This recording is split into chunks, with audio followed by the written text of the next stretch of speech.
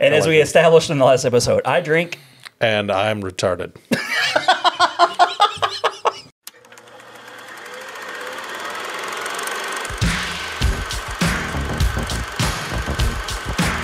Inconceivable! In a world where laughter was king, on the edge of space. Ludicrous speed! Go!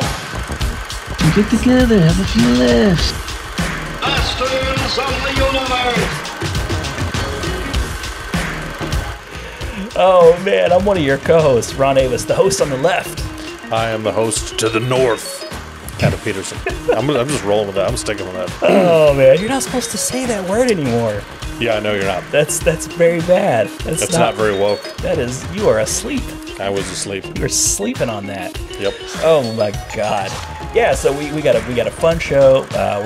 This is like our Thanksgiving episode. Kinda. It is. We just kind of went through Halloween. We had a lot of fun talking scary movies. Scary. We're just gonna freak you guys out. And then one of our Halloweenish shows like leaked into November. So It's all right. Sorry about that. November's like Halloween Junior. But yeah, we're gonna talk about some Halloween once again. Halloween. 10 more movies to freak you out. Just all Halloween from now on. Here's 5 movies that'll make you pee your pants. Guaranteed. But yeah, so we're going to talk about some Thanksgiving movies. Yes. And we're also going to cast some movies. We are going to cast some movies. One of our favorite recurring segments, as in the, Who Played It Better? Who Played It Better? Who Played It Better? And I'm actually going to be casting a movie that never actually happened. But you kind of put a twist. I did. You gave me a Shyamalan twist. You gave me a Sprite lemon lime. And you said, like, you're going to do Goonies 2. Goonies 2. And I told you had to recast. The Disorderlies with the fat boys. You find 3 more fat boys that can bebop. You can't do it. No, you can't. You might it's be able impossible. to find 3 overweight gentlemen, but can they bebop? If you told Not me. Not beatbox. They could beatbop. Beatbop. Beatbop, too. What's beatbopping? I just picture like Rerun, doing this. It's thing. a mix of That's pop and beatboxing. locking, actually. It's a mix of beatboxing and kids bop.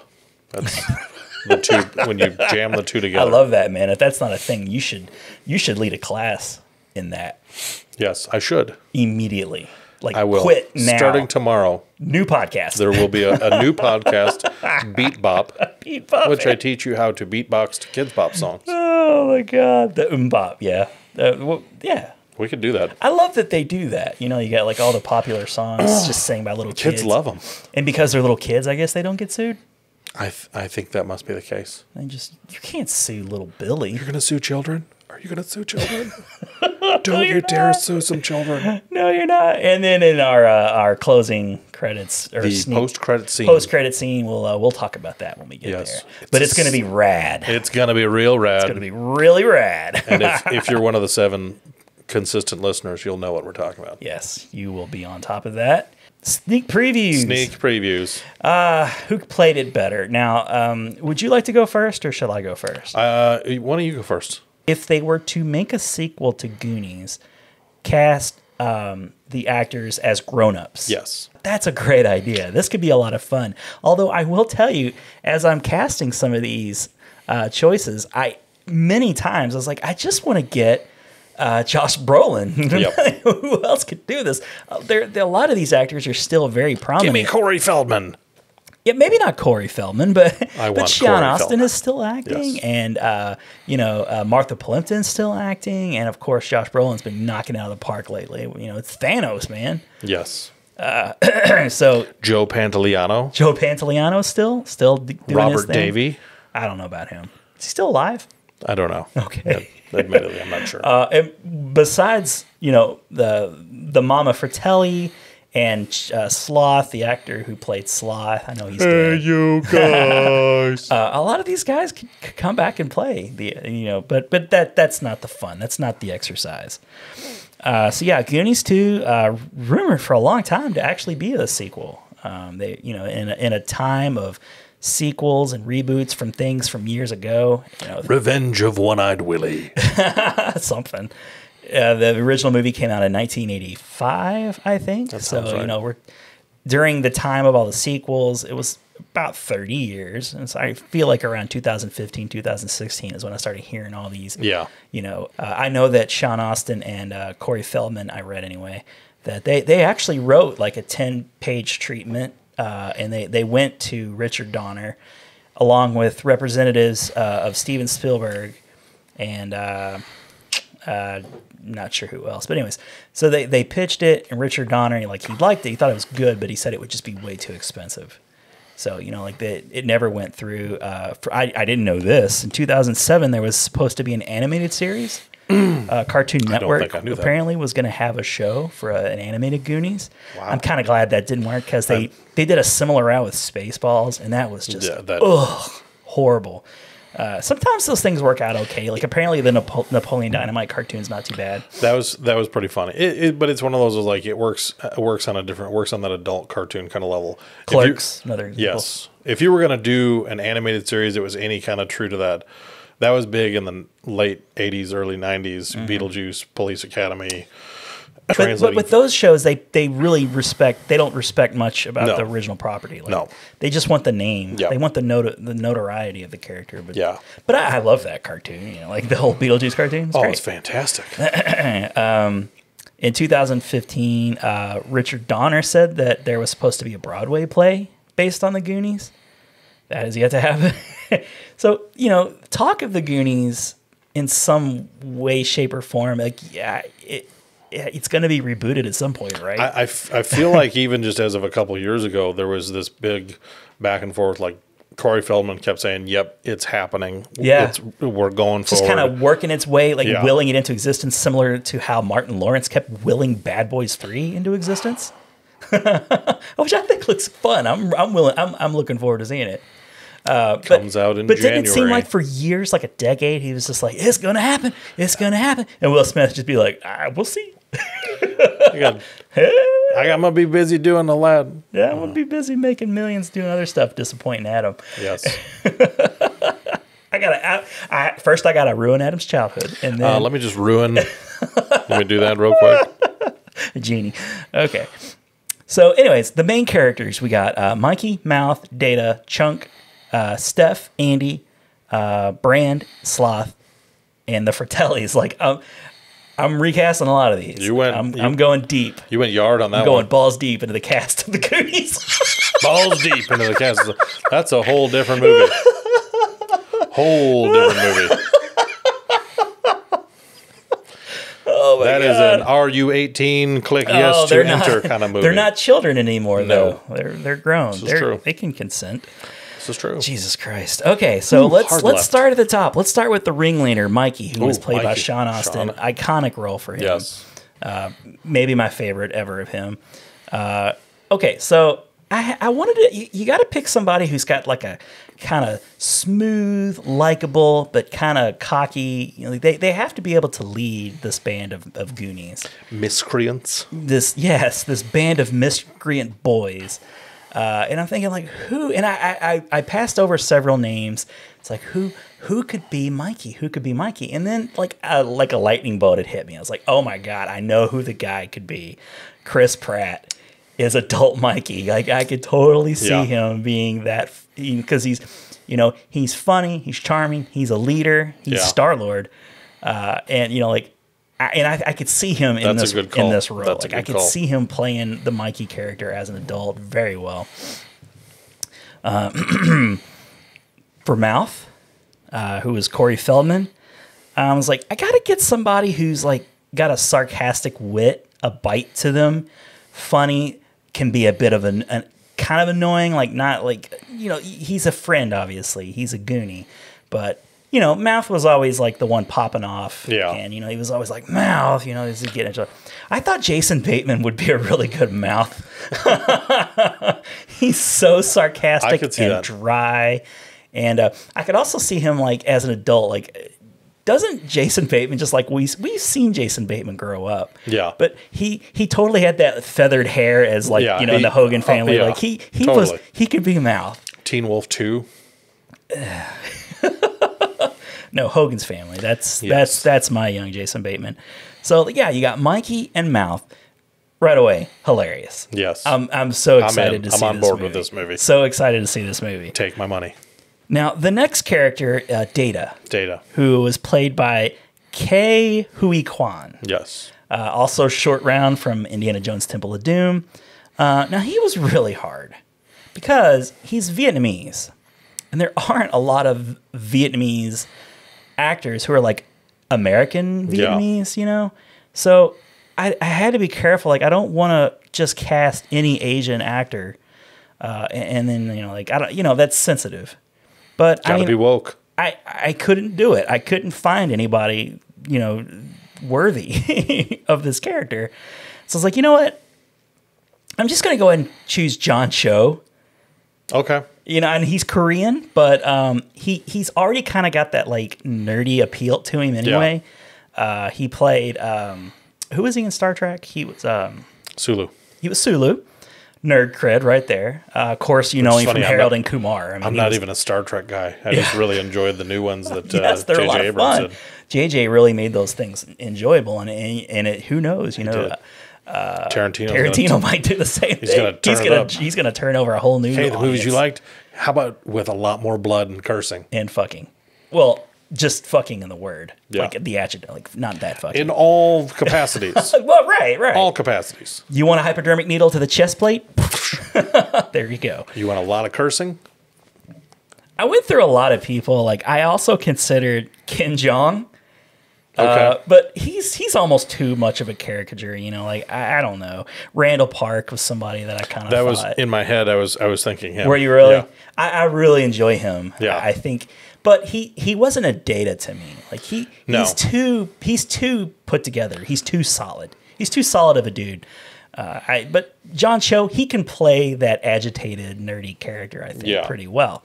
So Chris Pratt, Jason Bateman, and John Cho. I'm totally invested in this movie.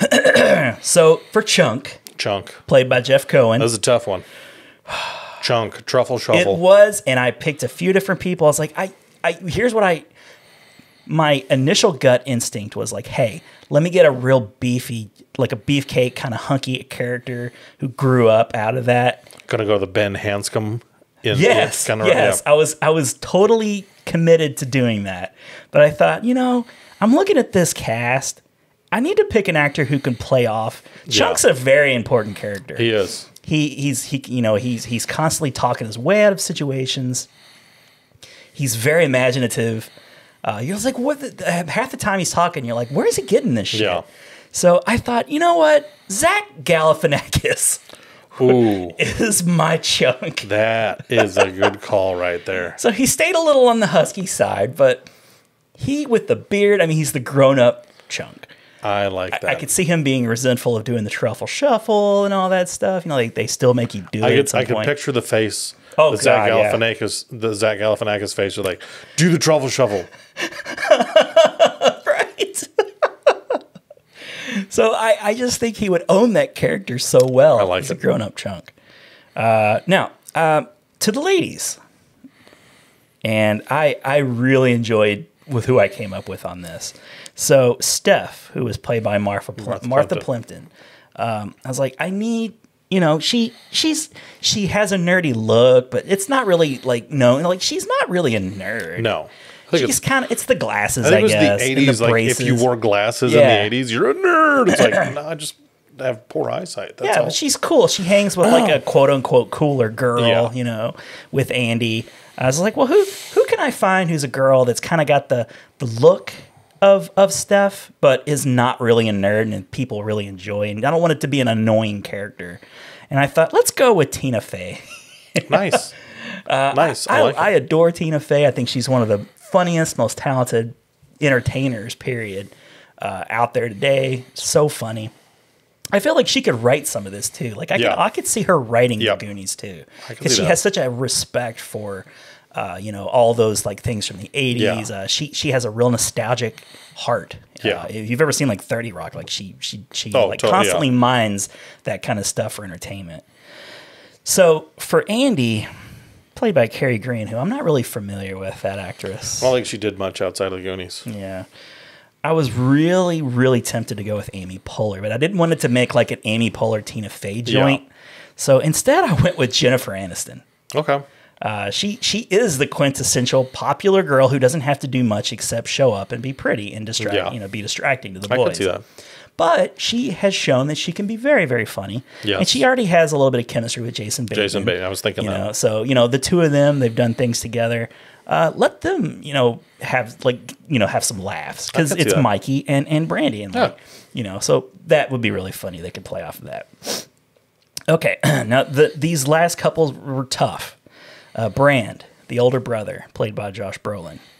It's like, who can I get who's sort of like a jockey, cool, like somebody that all the kids looked up to at first, like he seems like an antagonist, but by the end of the movie, he's one of the Goonies. Yeah. He might as well be one of the Goonies.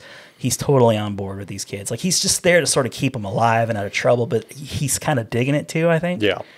So I was like, well, I got to pick somebody just a little bit older than a lot of these guys, but not by a lot. I thought, let's go with Ethan Hawke as grown-up Brand. Ooh, I like that. Put a few like gray streaks in his hair, like I could totally like see him as like a Josh Brolin type character. Like he's a good character actor. He can have fun. He's been in every kind of movie there is. So I really liked seeing him in that role, and I could see him and Chris Pratt really bumping against each other. It's funny to me that you say that just because I watched the movie The Kid, which is about Billy the Kid, the other day. Oh yeah, okay, I didn't know that. That's what it was about. Yeah, it's kind of got a double meaning, but it's the story focuses on Dane DeHaan plays Billy the Kid. Ethan Hawke is the lawman that brings him in. Mm-hmm. There's a secondary story that's running with it where this kid at the beginning of the movie, him and his sister, his dad is beating up his mom and he shoots his dad. And so him and his sister go on the run and they meet up. Billy the Kid finds them. And so this kid is intrigued by Billy the Kid and thinks he's going to help him and do this and that. Well, the uncle, who is the brother of this kid's dad, is played by Chris Pratt. And so he's ever pursuing them to get revenge for his brother who he shot.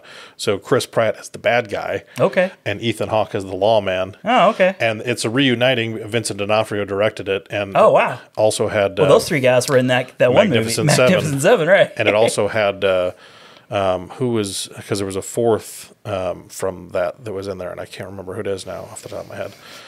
But I was like, okay, Vincent D'Onofrio, Ethan Hawke. Wasn't Denzel, was it? No. Okay. There was one other. I can't remember who it was. Was it the knife guy? Maybe there wasn't a fourth. I thought there was a fourth. Because there were. I'm thinking after those three that you mentioned, there was. I guess it was just the three because there was. Yeah, it was just the three. But it was. It's just funny because I just saw the two of them in a film. So cool. Juxtaposed together. That's how it goes, man. That's how we roll. Thankfully, you watch so many movies to validate my choice a little bit more. They have great chemistry. Even in the Magnificent Seven, they had great chemistry. I love them both. Yes. Okay, so next is Sloth. So Sloth, who was played by Jason Matsuzaki.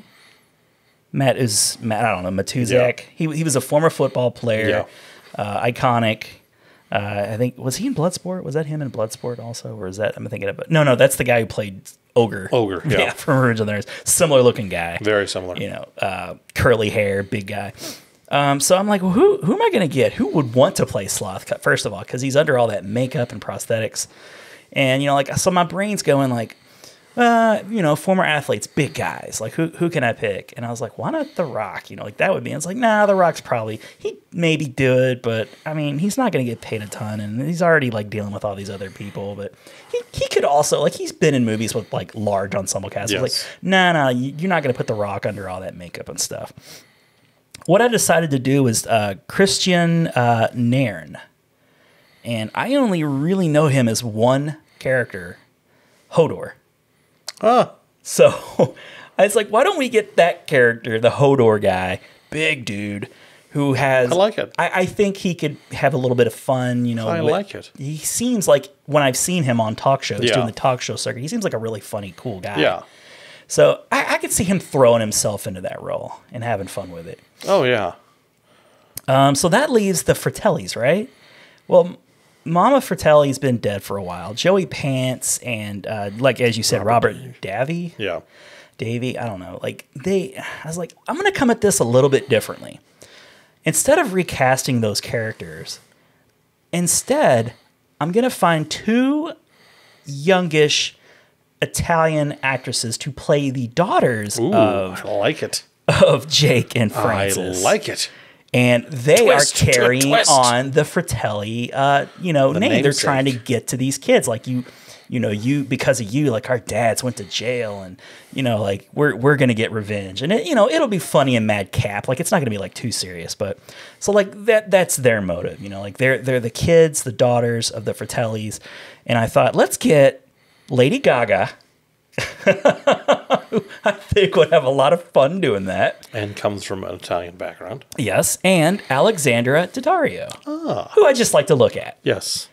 But she's really funny. Like she's pretty talented. They would be a competent team. I think so. So like they're the ones that are going to be just kind of pushing the boys ahead, or not just the boys, but like the Goonies. I like it. And that's my entire cast. And I'm going to have Richard Donner come back and direct this thing. Executive produced by Steven Spielberg, and it's going to be a huge hit. This is going to make millions and millions of dollars. Of course it is, because it's a sequel. That is fantastic. I would see this movie all day long. Oh, me too. All day long.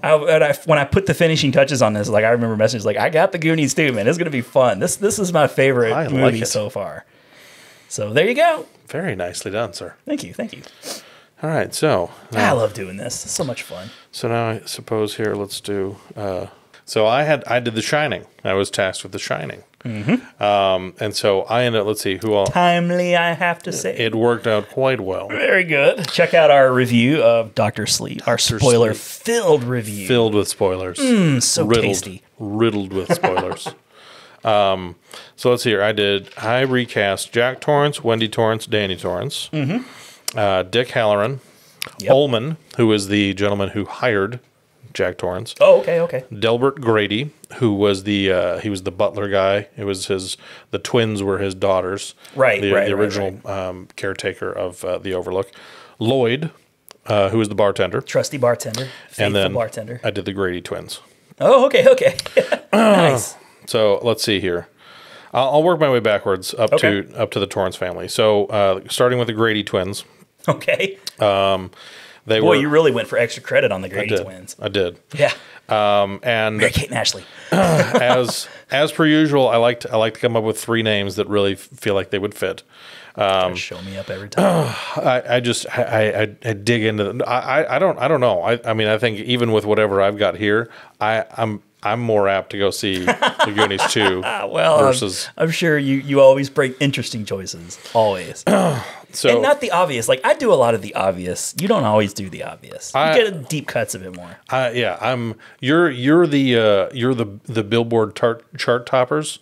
You're what's going to bring people in, and I'm the ballad. Are you kind of in a way calling me like Jerry Bruckheimer here? No. Michael Bay. Okay, much better. No. Much better. No, Spielberg he's the chart topper. He does. He's a chart topper. He brings in the names. And fair enough. Hey, those guys are very wealthy and not respected. You're respected? Question mark. you are. I am the Ryan Johnson to your J.J. Abrams. Perfect. Ooh, I love it. And it's a Star Wars reference. I can live with that. So Grady twins. Excited to see Rise of Skywalker. It's going to be amazing. Oh God, it's going to be amazing. It is. I want it to be out now. So bad. I don't want to wait. I want to just put it on my #1 spot right now. Why can't I watch it today? Oh, come on. What's a guy got to have cancer to see this thing early? It's not probably. worth it. If you did, they might let you watch it today. I'd also have to be a little kid or something. Yeah. Just being an adult who's lived his life already. Only kids get to make wishes. Yeah, that's true. Anyway. Unfair. Grady twins. Bring it back. Grady twins were 12. So I... hopefully not abducted for their steam. No. Fingers crossed. That would be unfortunate. Okay. Three names I came up with. McKenna Grace, who she's been in a couple things. She was in the movie Gifted with Chris Evans. Really liked her in that. America. Kennedy Clements. She was the daughter in the Poltergeist remake. Okay. So she's got kind of a creepy I quality. dug her. Yep, she was like way into the show or whatever. Yes. Yeah. She was, and she had, I mean, it was not a great movie, but there were some decent performances that came out of it. And as a child actor, really just needing to play twins. You know, those movies are never going to be as good as the originals. No. But I gotta say, like, I think that movie's better than some people give credit for. Yeah, it's. I mean, that's one of the things when you're doing a remake or you're doing a sequel, you're always going to get compared to the Right. original source material. And Poltergeist, for a PG-13 movie that came out in the '80s that was supposed to be scary, was really scary. Yeah. It was really well done. Yeah. So you're like, it's one of the best movies of all time. it's big shoes to fill. So, if you're just going to kind of haphazardly go at it, They did their best. They did their best. And my third selection, I don't even know how to say her name. Jeet. It's Jete. Lawrence. She was in. I just had it and I lost it. She was in another. I lost it. She was in another scary movie. Okay. She played a child. She was in. Appropriate for her age. Pet Sematary. She was the daughter in Pet Sematary, the new one that just came out. Oh, okay. So she had a significant creepy quality to her, to where it's like, okay, if I want if I'm looking for somebody that can play creepy, I think I haven't seen Gifted, so I can't speak for her. And between her and the daughter from the Poltergeist, I like her more for the role. I think. But it's your choice. It is my. Let me. I'm gonna pull up McKenna Grace because I know she's been in other things. She's a very capable young actress. She's going to be in Ghostbusters 2020. I like her already. She was in Annabelle Comes Home. She was the newest Annabelle movie. Okay. She was in Captain Marvel? So she was in Captain Marvel. I'm trying to think who she was. I wonder if she was young. Young Captain Marvel. Yeah, young Carol Danvers. Okay. She played young She Carol was in the Danvers. go-kart. Yep. All right. So dig it. She's been in a few things. I went with McKenna Grace because I really liked her performance. It's a small role. She's not a terribly well known actress. So I was like, okay, I'm going with her because I really like her chops.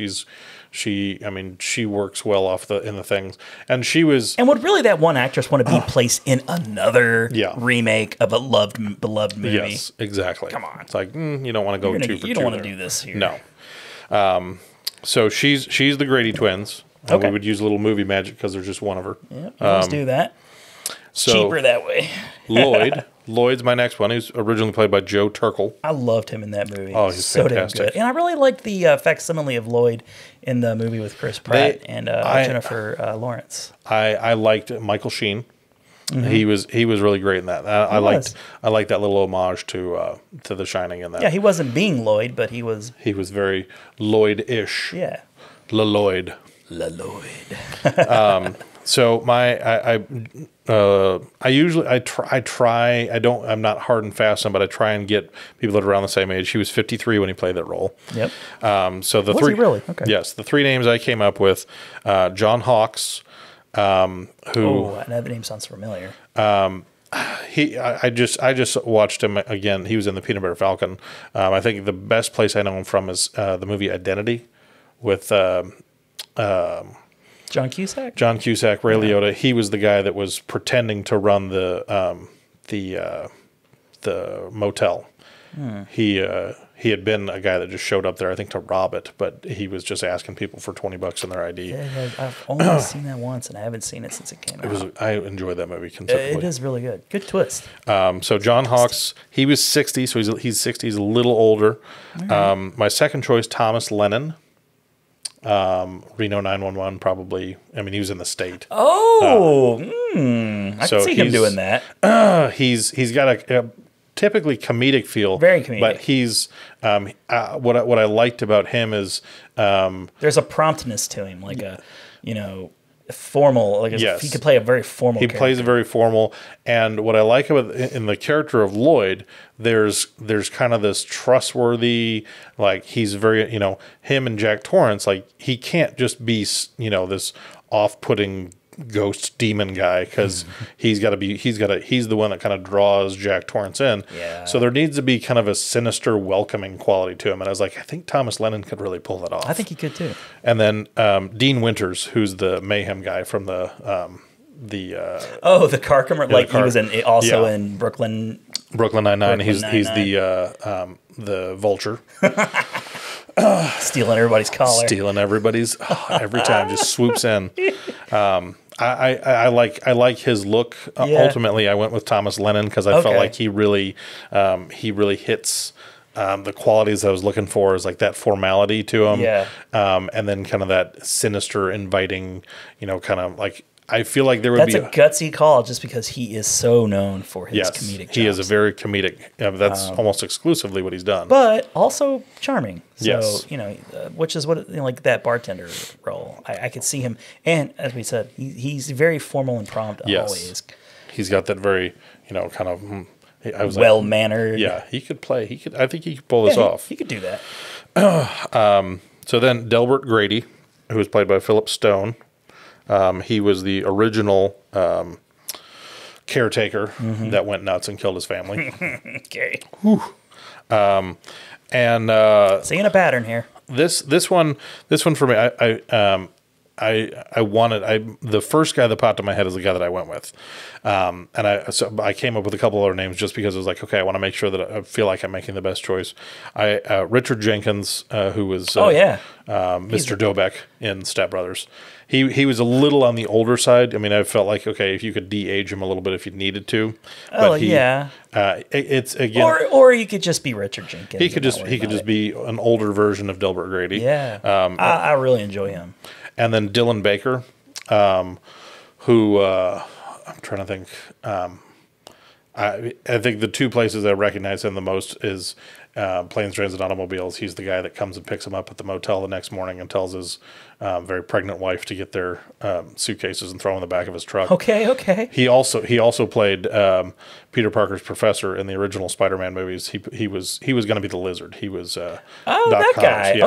Okay. He pops up here and there. He's kind of one of those guys you recognize. You're like, where do I know him from? He's got that face. He's got that face, and I felt like that was kind of what would fit this character. Is like, I kind of recognize this guy, but he's not. That's perfect because, that character, even though like in the lore of the hotel, he's important. Yeah, he's not in it enough to where you're like, oh, this guy's he's a starring role. I ended up going with Kevin Doyle, who he's a British actor, and he was in very British. He's in Downton Abbey.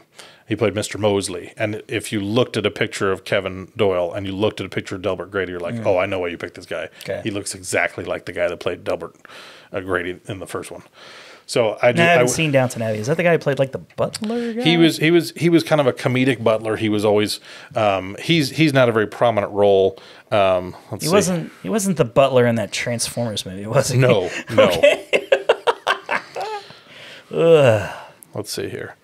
So that's Kevin Doyle. Oh, he Mr. looks Mosley. way British. Yes. And so then if you do that, and then Delbert Grady.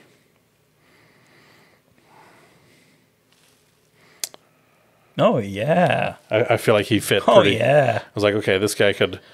Also could play the eagle from the Muppets. That's true. Yeah. Sam the Eagle. Sam the Eagle. That would totally work. Yep. Just throw a prosthetic beak on that dude. Bam. Oh, absolutely. I could throw a prosthetic beak on him and I'd watch that movie. Like here's Kevin Doyle. But he's got the brow and everything. He's just wearing a prosthetic beak. That's just a like a paper beak with a string visible, or you can see the string going about his business, day-to-day life, picking up dry cleaning, stop by Starbucks, just a prosthetic beak. Why not? Name, Sam the Eagle. Sam the Eagle.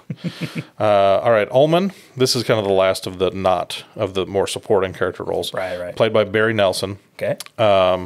So this one was. It's not a big role. Really, he's just the guy that hires Jack Torrance. I think he may be in a handful of scenes at the beginning. It's a very, very intense scene, though. Yeah. With him and Jack. They have their interview in his office, and then he tours. Tells them about the grounds. I love that interview scene. It's really good. It's a big scene in the movie. It sets up a lot of stuff.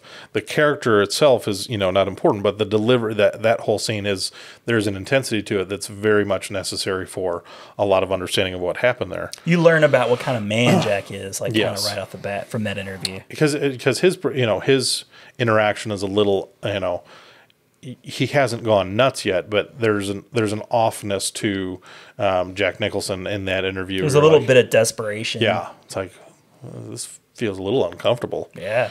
So John O'Hurley was when I came up with. He played Peterman from Seinfeld. Okay.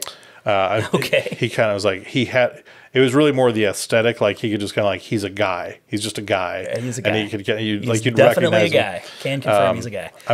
Bob Odenkirk I thought also could pull it off. I would put him in everything. He's great. He is. He's great for that kind of role. You got you got a role with a lawyer in it. I could possibly.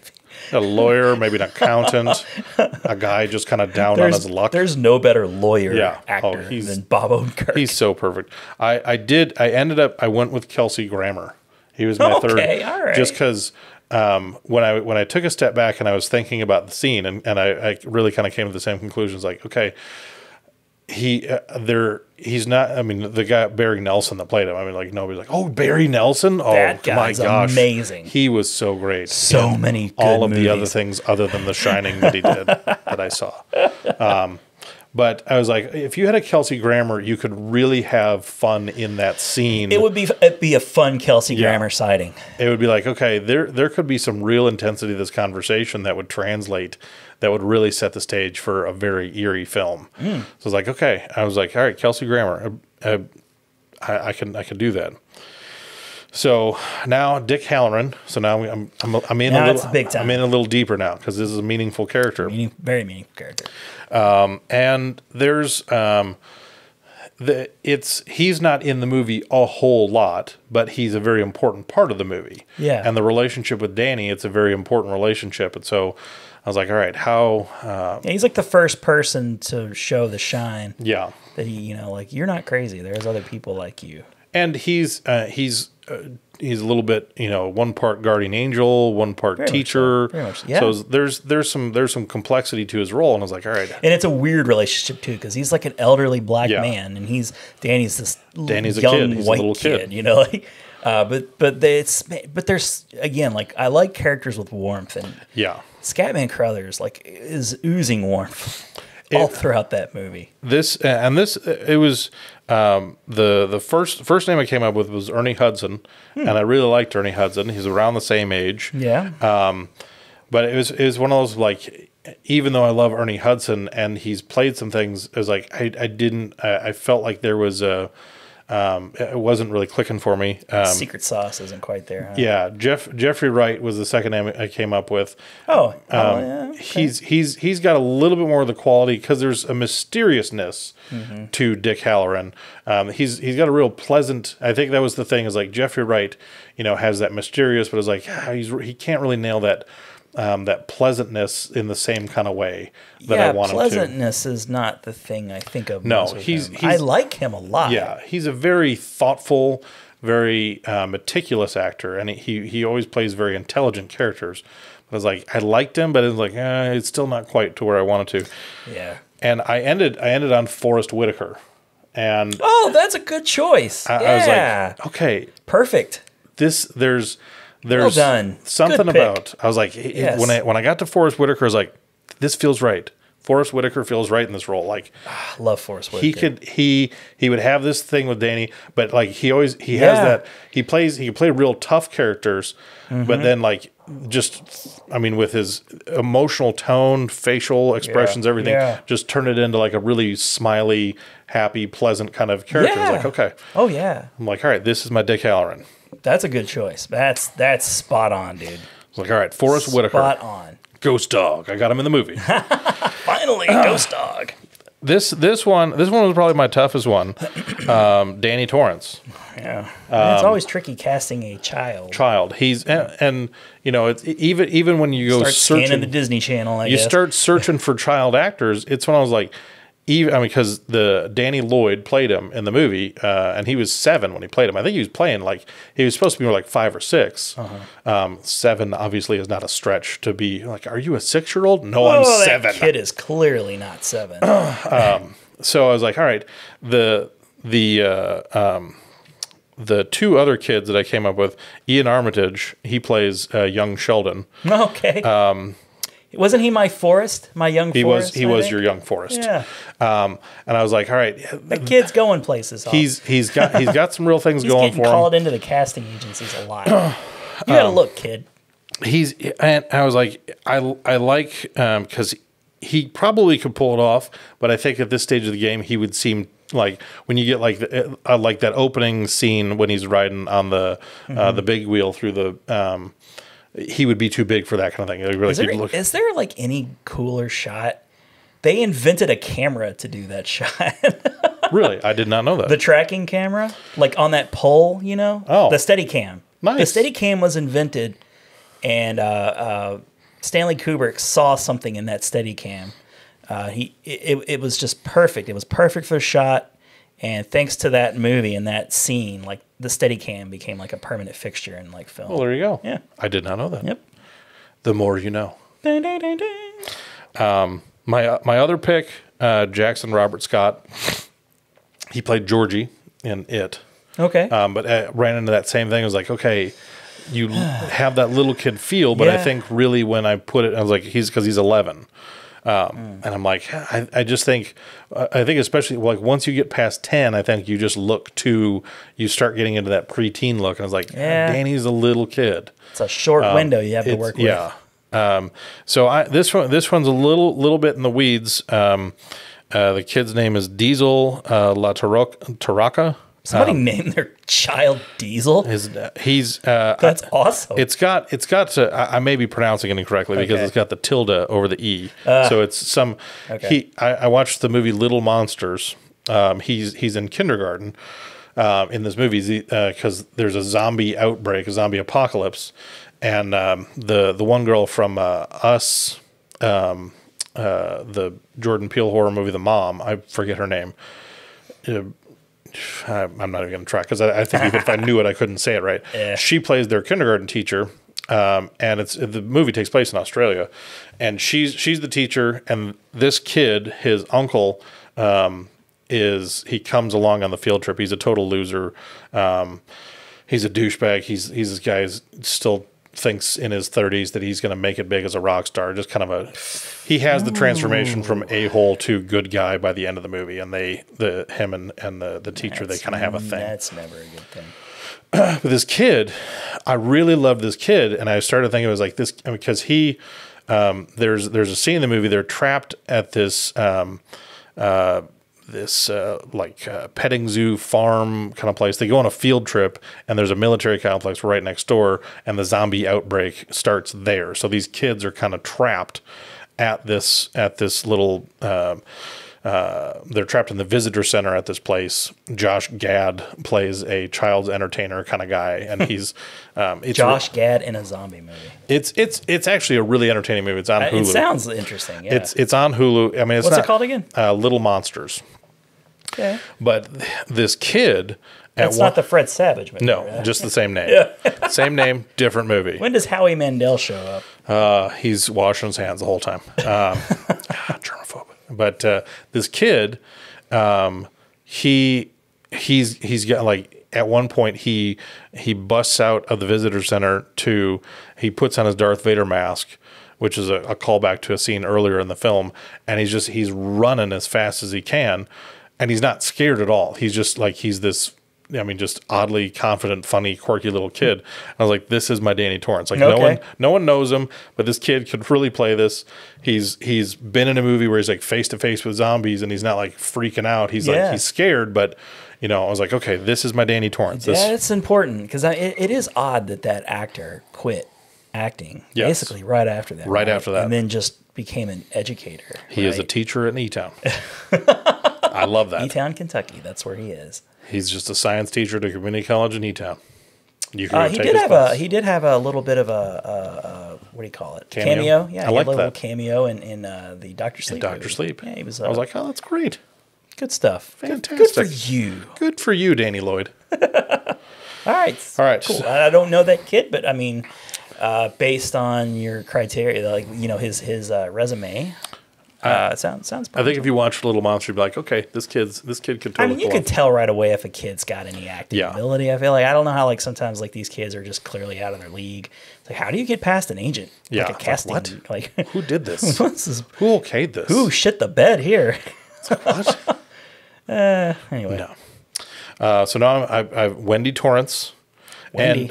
and I went a little different with this one. you'd have to almost, right? I went a little different. I started because a lot of times I try to. Sometimes I like to take some chances. Sometimes I like to stay true to whatever the source material is. This one I was like, you know what? I started thinking, I was like, I wasn't quite my first two names, Elizabeth Olsen. I enjoy her, Scarlet Witch. And it was like, okay, I feel like she could do a Shelley Duvall.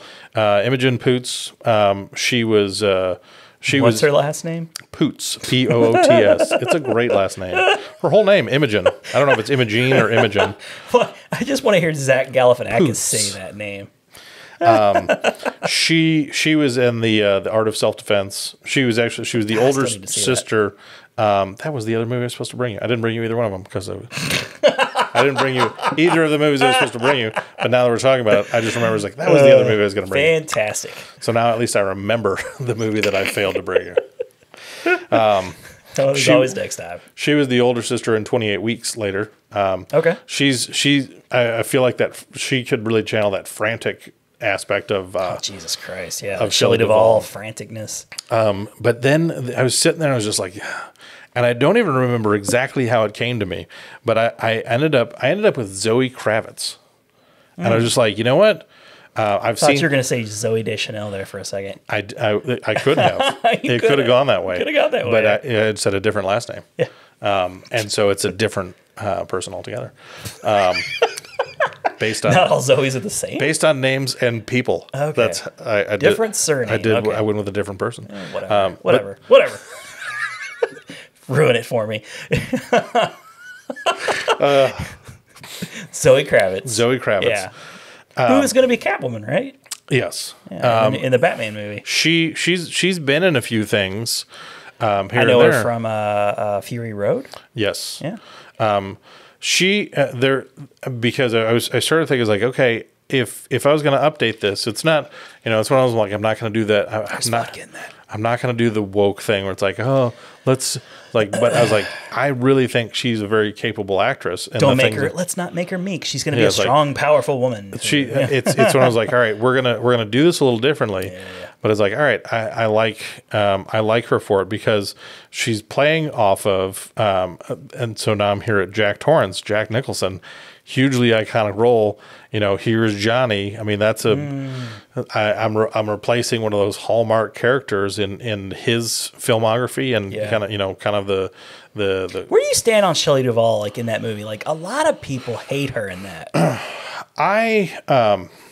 Knowing how much she was Abused. and I mean, like tortured was the word that I had in my head. It's like the way that Stanley Kubrick tortured her, and the way that because I know it was tough on Jack Nicholson, but it's like they just verbally everything about it was just like they tore her down and then let her go. It's like, here, let me just destroy you mentally and emotionally, and then film it.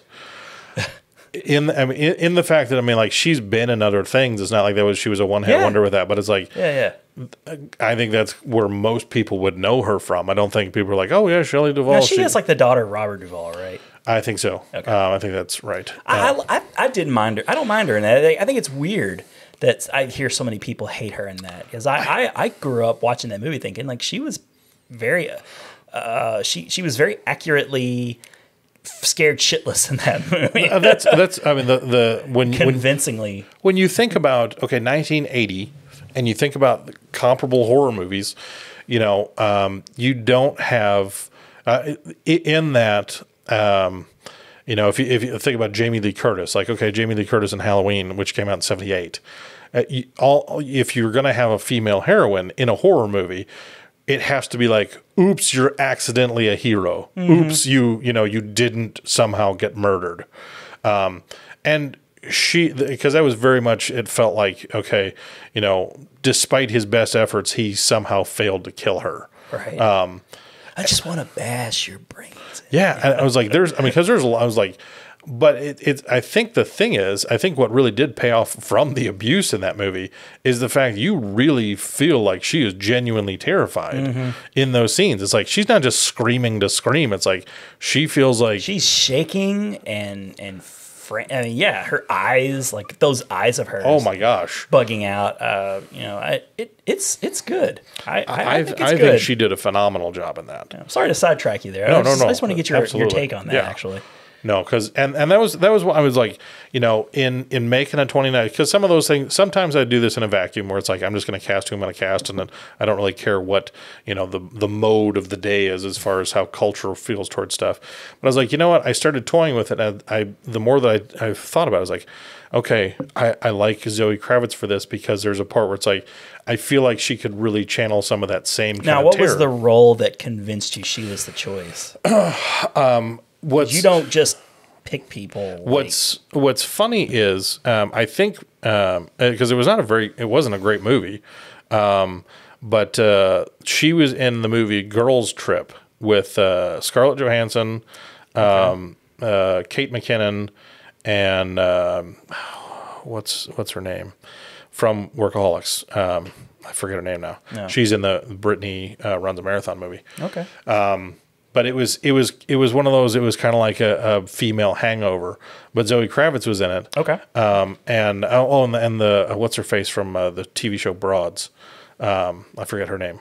She's in as well. But Zoe Kravitz, I just was that the girl who was in that Christmas movie? The one who was running around like Kevin McAllister. Yep.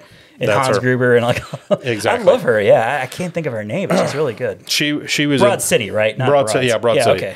I was thinking of Two White Broads. Two White Broads. Two White Broads. That was a callback to Two White Broads.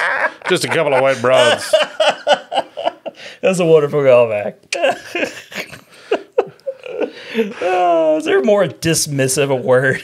Like broads. Just a couple of broads. But we're a couple of white broads. We're a couple of white broads. So you know, that's it's us. okay. Okay. But she's got that Lenny Kravitz aura about her, and she's got a little the same kind of look too. But she's got some range, and she's got. I wouldn't mind going her way. There's nothing wrong with that. Nothing wrong with that at all. I love the drummer in that video. Yes. Anyway.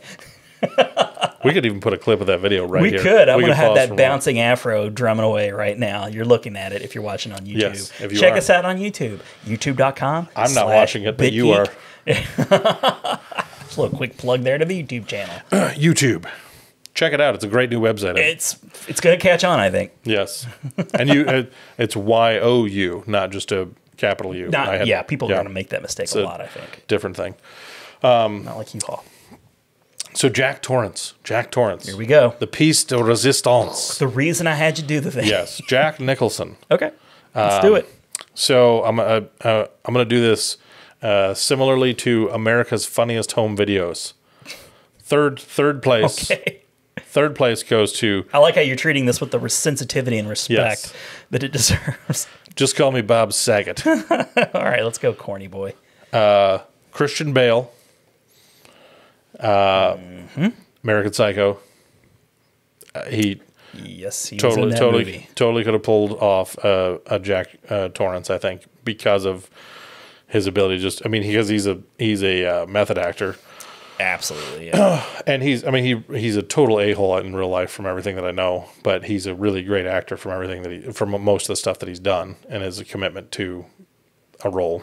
I want to see Ford versus Ferrari. I think it looks good in that. Looks good in that.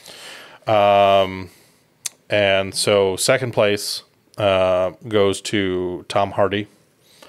Again, same kind of actor. I love me some Tom Hardy, and he's a very capable guy.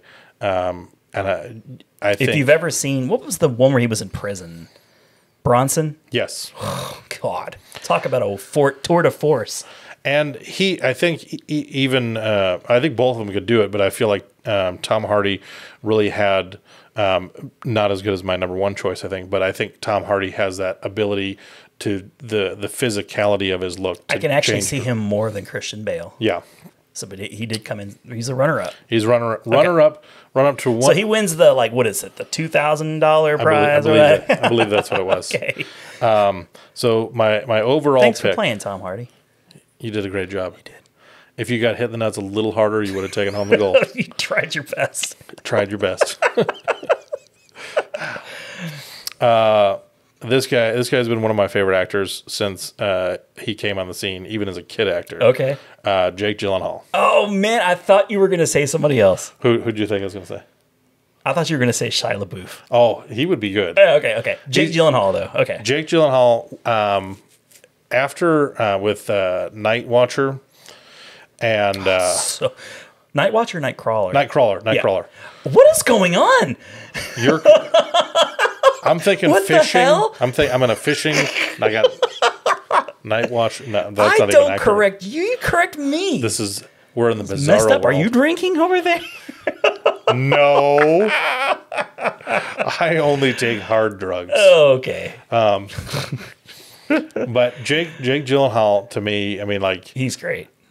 and when I thought about the chemistry between him and Zoe Kravitz, I was like, okay, I feel like that could really work well. You know, a marriage that's a little bit strained. You know, he's recovering. He's a recovering alcoholic. You know, but for Jake Gyllenhaal, just a little bit of a push, and you could see him fall down the rabbit hole into madness. And you're like, when I thought it was like, okay.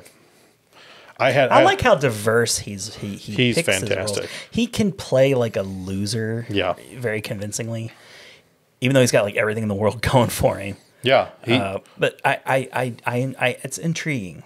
I like that. I like him for it. I think.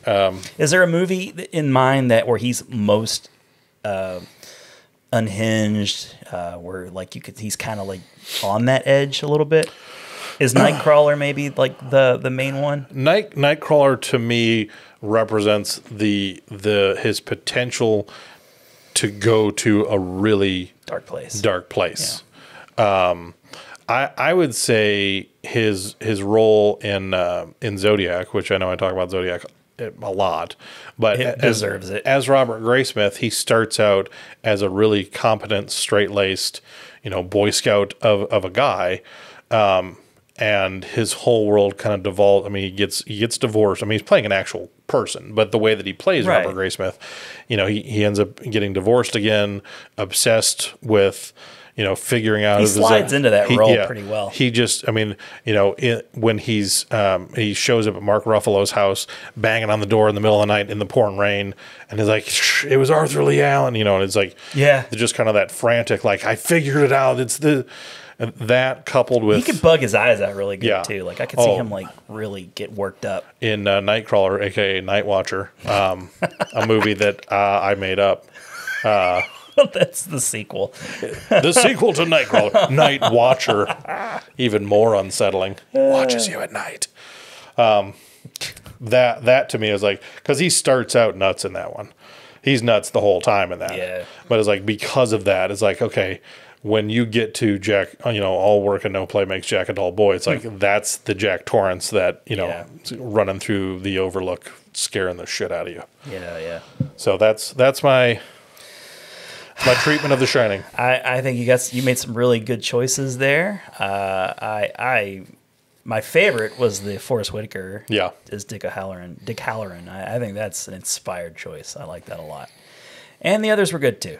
They were okay. They were fine. Ghost Dog. Way of the Samurai. Phenomenon. I like his simple characters. He's great. He's a simple man. And you never totally know which way he's looking. No.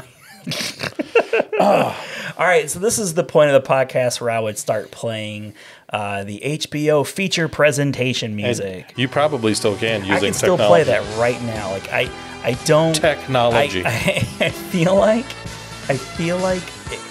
in my head I can time it out. But no, our feature presentation, we're going to talk about 10 movies that were released in the Thanksgiving Day weekend window. These are 10 great movies released in the Thanksgiving Day weekend window.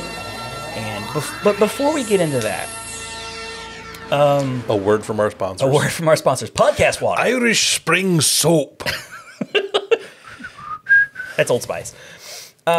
It's about the same. So you made the point, and it's a really good point. When after Halloween is over and the 1st of November, people just kick right into Christmas mode. It's Christmas time. And a lot of movies that are Thanksgiving movies really are just springboards for Christmas movies. Yes. Many movies released during the Thanksgiving Day holiday it just are Christmas movies. I specifically stayed away from Christmas movies, Christmas themed movies, to save for our Christmas podcast. That's a good idea. I don't know if I showed the same restraint exactly. There's plenty. It's all right. It is interesting though, because like I'm doing my research on movies that were released in Thanksgiving Day weekend. I'm like, oh, there's lots to choose from for sure. It's a huge weekend. Yeah. But we thought it would be fun to let's celebrate some true Thanksgiving Day movies, and you can you can watch them yourself, enjoy them over the Thanksgiving Day break. This will be released close to Thanksgiving. Yes. And these are just a couple movies that we recommend you watch to put you in the Thanksgiving Day spirit.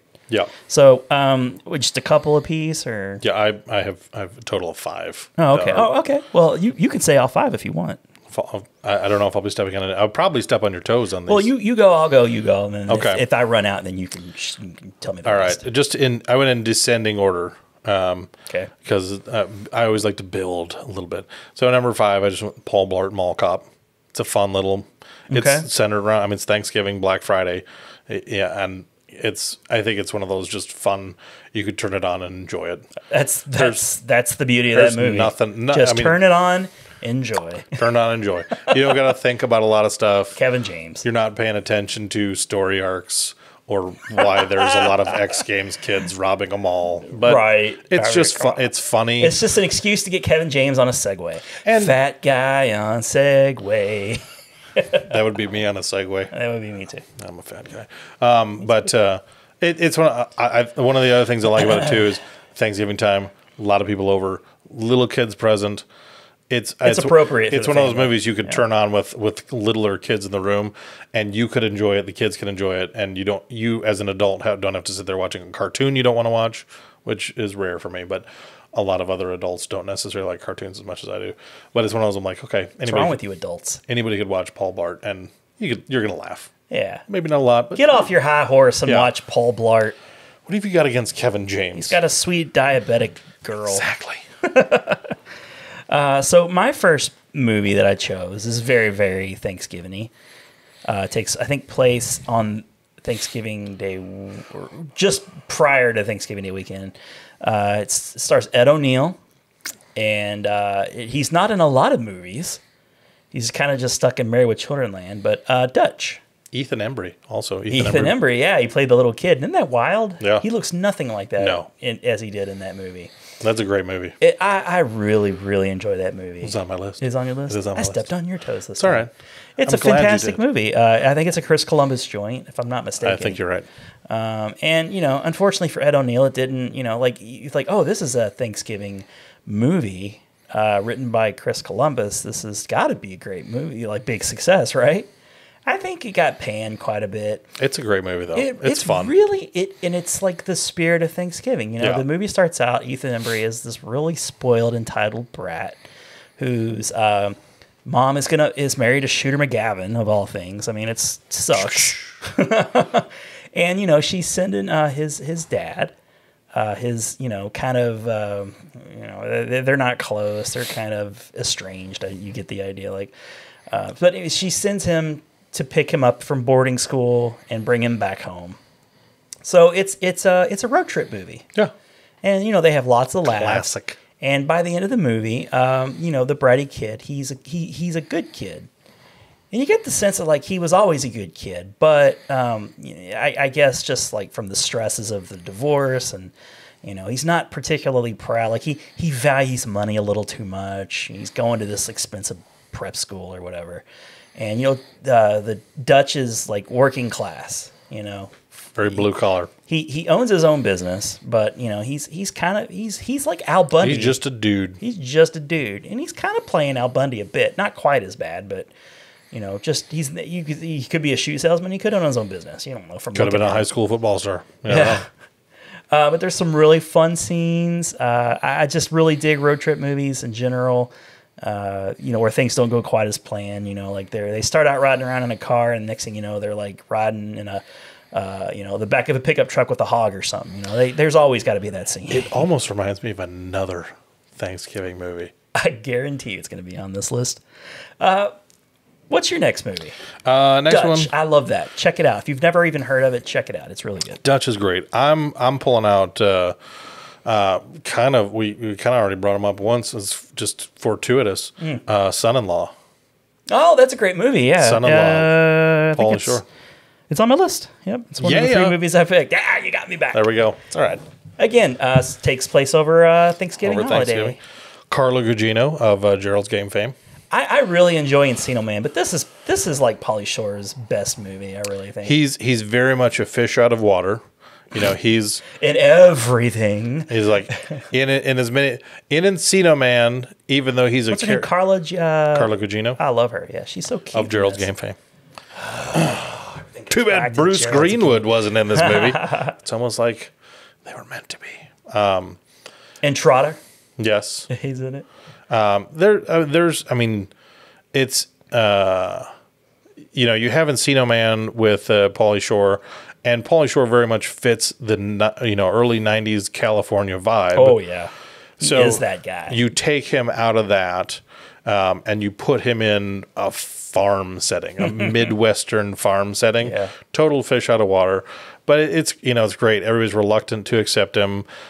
He's like, wait, we sent our little girl off to this college. She comes home. She totally different person. Here she's got this, you know, she's got the weasel, you know, She's with got her. a tattoo. He's like, you know, oh my goodness, everything's changed. Right. You got Tiffany Amber Thiessen.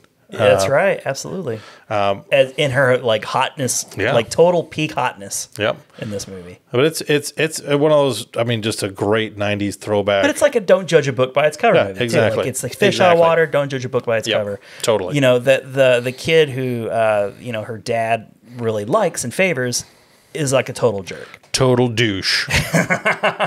And ends up trying to frame Pauly Shore and Yeah. like make everybody think that like he like did basically like what do you call it, rape. he did rape. He did some rape. What's the word? Rape. It's a hard one. That's a hard one to get out there. It's abrasive. But you know, like they drugged her or Yep. something. You know, like one of those deals. It's framed. Who framed Pauly Shore? Ooh, that's they should make that animated. should. Oh gosh, but yeah, it's totally cute. It's wholesome. It feels you know, friendly to kids. I assume. I can't really think of anything. It's been a minute since I watched it, so I can't. He was always sort of kid friendly anyway. One of the things I find when I go back and I watch movies from the early to mid '90s, I'm like, wow, why did I watch this as a child? So Date rape. That's like, the term I date was rape. like completely blacking out on. I like just as we're getting to the part, it's like, this is a totally great movie for kids. Date rape. That's what it was. I was trying to think of date rape. Your kids are gonna love this movie. Your kids are gonna love it. That's great. Get the whole family. Get grandma, bring her in from the kitchen. Grandma, come here. Sit down. Oh man. Date rape. I am that guy. I'm the guy you cannot bring around your family. Get a few drinks with me. And date rape. Date rape. That's what I want to talk about. Holy shit. So, I need to yeah. compose myself after that one. Maybe you want to show it to the kids. Maybe not. Maybe not. Maybe you just want to watch it by yourself. But there is a date rape scene. There is. well insinuated. yes. He didn't It's do not it. actual date He didn't rape. do it. He's innocent. He was framed for date rape. Good God. Okay. We have just described an episode of Dateline in a funny way. Can we just talk about planes, trains, and automobiles can, real quick? yes. Yeah. Well, let's just do that. This is the king daddy of all The Thanksgiving. quintessential. Yeah. God, man. I feel like we should do a whole episode just to planes, trains, and automobiles. I don't want to just harp on it. Like these other movies are like, oh yeah, those movies are good. If you haven't Trains is what seen you Planes, want. Trains, and Automobiles, what is wrong with you? First off, you need to stop. Have you ever heard of the Beatles? Yeah, if you haven't watched that movie, stop watching us right now. I Go demand watch it. that movie, and then come back and finish this because you're just. And have yourself a nice little cry. It's the height of Steve Martin. It's the height of John Candy. It's everything. It's the road movie. Yeah. The buddy, it's not a buddy road movie. It's like the two guys forced together who have to make things work. This movie is why we have Tommy Boy. Yeah, absolutely. Or all other road movies. All other. This is why we have the movie Due Date with Robert Downey Jr. and Zach Galifianakis. Yeah. And Danny McBride Yes. in a wheelchair. Yes. Thank you for your service. Thank you. Date rape. What? We don't have to go over Planes, Trains, and Automobiles. No. I mean, it's a speaks for classic. It's God, the part where Dale's like holding that like bear, like clutching it at the end. I tear up every single time because then it's the point where you realize that like his wife has actually been dead all the time, and you should appreciate your loved ones this time of year. So good, so damn good. That's what Thanksgiving's all about. That movie. Got any others? Toss them out there. Home for the Holidays. Jodie Foster directed it. Haven't seen Holly that. Hunter. Okay. I haven't watched it since I like the Holly 90s. I don't think maybe Okay. early 2000s. But it's one of those like getting together with family at the holidays is stressful. Man, But it's, we're all different. We gotta work it out. Robert Downey Jr.'s in it. Okay. So there's a number of people you'll recognize. Hey, watch it. It's got Iron Man. Yeah. He might put on a suit. Yeah. He might not. Charles Durance. Hey, Charles Durance, you guys. Yep. What more do you want? All those actors. Shout out to him, even though he's dead. Podcast favorite, Charles Durance. Yep, he's dead. Shit. Well, at least he didn't commit suicide, did he? No, but Jonathan Brandis did, and it's an epidemic. Don't do it. It's bad. Don't. It's not the way, kids. We are anti-suicide. Call somebody. Yes. We are for sure anti-suicide. 100%. Pro date rape, anti-suicide. Well, maybe not. Oh, I didn't mean that. Not in the way that you thought. It was a Yeah, it was the didn't do it date rape yes. kind. We're pro accused of date rape didn't actually do it. Yes. Okay. That's the way that we have I'm to. gonna tap dance my way out of that one right here. And save me. You got any others? The Charlie Brown Thanksgiving special. It's not on here, but Oh, is there's that a movie? There's a Charlie Brown Thanksgiving special. Oh, okay, cool. It's everybody loves Charlie Brown. Everybody loves the Christmas one because the Christmas one's I think the favorite of the holidays specials. Gotta watch it or it's not Christmas. The Great Pumpkin gets a lot of play. Gotta watch it or it can't be Halloween. And so they got one kind of tucked in between their little holiday Thanksgiving special. I love the feast that they put together for Thanksgiving. It's like just toast yeah. and like popcorn. Yep. It's just this crazy like this is not Thanksgiving. What? Could this be any more like a kid's version of like, Thanksgiving dinner? Where are the parents? Where are the vegetables? Where are any of the adults for these children? My goodness. I love Charlie Brown. Yes, Charlie Brown is iconic. But, yeah, Okay, so on to the actual feature presentation. So like, that was kind of like, hitching a ride. It was crashing the feature presentation. Ride, hitching a ride. That's a great song. Yeah, I love it. Okay, so wait a second. I accidentally clicked off my notes. So you have to go first this time. Okay, top 5 Thanksgiving weekend releases. Oh, yours actually ranked? I didn't rank mine. Should I have? I don't. No. These are just, yeah. I was sitting there when I'm doing it. You can't help but rank shit Sometimes all the time. I'm just kind of meticulous like that. So I'm, when I first started doing like Bit Geek podcasts, we wanted to rank everything, but then you slowly realize like, I want to revisit this topic sometime. Yeah. Maybe I should stop ranking everything. I should just say these are 10 things we like. These are this installment's top 5. Here are the things we like. I might change my mind later. Yeah. I don't know. Yeah. Maybe. Just a tip out there, kids, thinking about doing a podcast. Stop ranking everything. Yep. I mean, it's fun to rank things from time to time. If you're sure. You don't have to rank everything. It doesn't have to be. It's not necessary. That's not a prerequisite. You could be in the mood for 10 other things. Maybe you want some other different stuff. You don't. If you've ranked it, you're kind of painting yourself into a corner. You really are. So the first. And I will throw a disclaimer out here. I really when I was looked because I think all of mine I got off of Box Office Mojo. 'Cause it's a good site. I was looking because I really kind of wanted the integrity of like this came out Thanksgiving weekend. Yep. Because there's a lot of stuff when I was looking at it, there's a lot of stuff. It was like, oh, this came out the beginning of November. It just really did well during the Thanksgiving weekend. True. And that doesn't take away from it. I like to kind of work within some parameters. And back in the day, movies would hang around in theaters for some time. So that's okay. So, yeah. And a lot of times, like, movies open around Thanksgiving that are obviously Christmas movies. Yes. Because they know they'll hang around for a while. They will stick around in theaters. So if you pick a movie early November, that's fine. I think one of mine is mid-November. I think it was the week before Thanksgiving. Okay. But the rest of them, I really tried to maintain some kind of integrity of like this came out like the week of Thanksgiving. Integrity Farms. Try a little integrity. Randy Marsh. What a great American man. He is. He's a hero. I wish he weren't a cartoon. He lives in all of our hearts. Exactly. You just didn't know it. And I tried to pick movies that I actually remember going to see in theaters too. That was like a thing for me. I wanted to. I like picking movies that I had an experience with personally, and if it comes out on video, that's that still counts because it's, even though it's probably summertime by the time you're watching it on video. A lot of these movies, like I still think to them of this day as Thanksgiving movies because like I did go see them around that time. So that's just one of the little things that I also did put in place for myself. Very nice. Nicely done. I like to be thorough. You are thorough. No, I didn't see all of these in theaters. That's okay. I didn't need to poo-poo your choices. It's all right. My choices sometimes are poo-poo.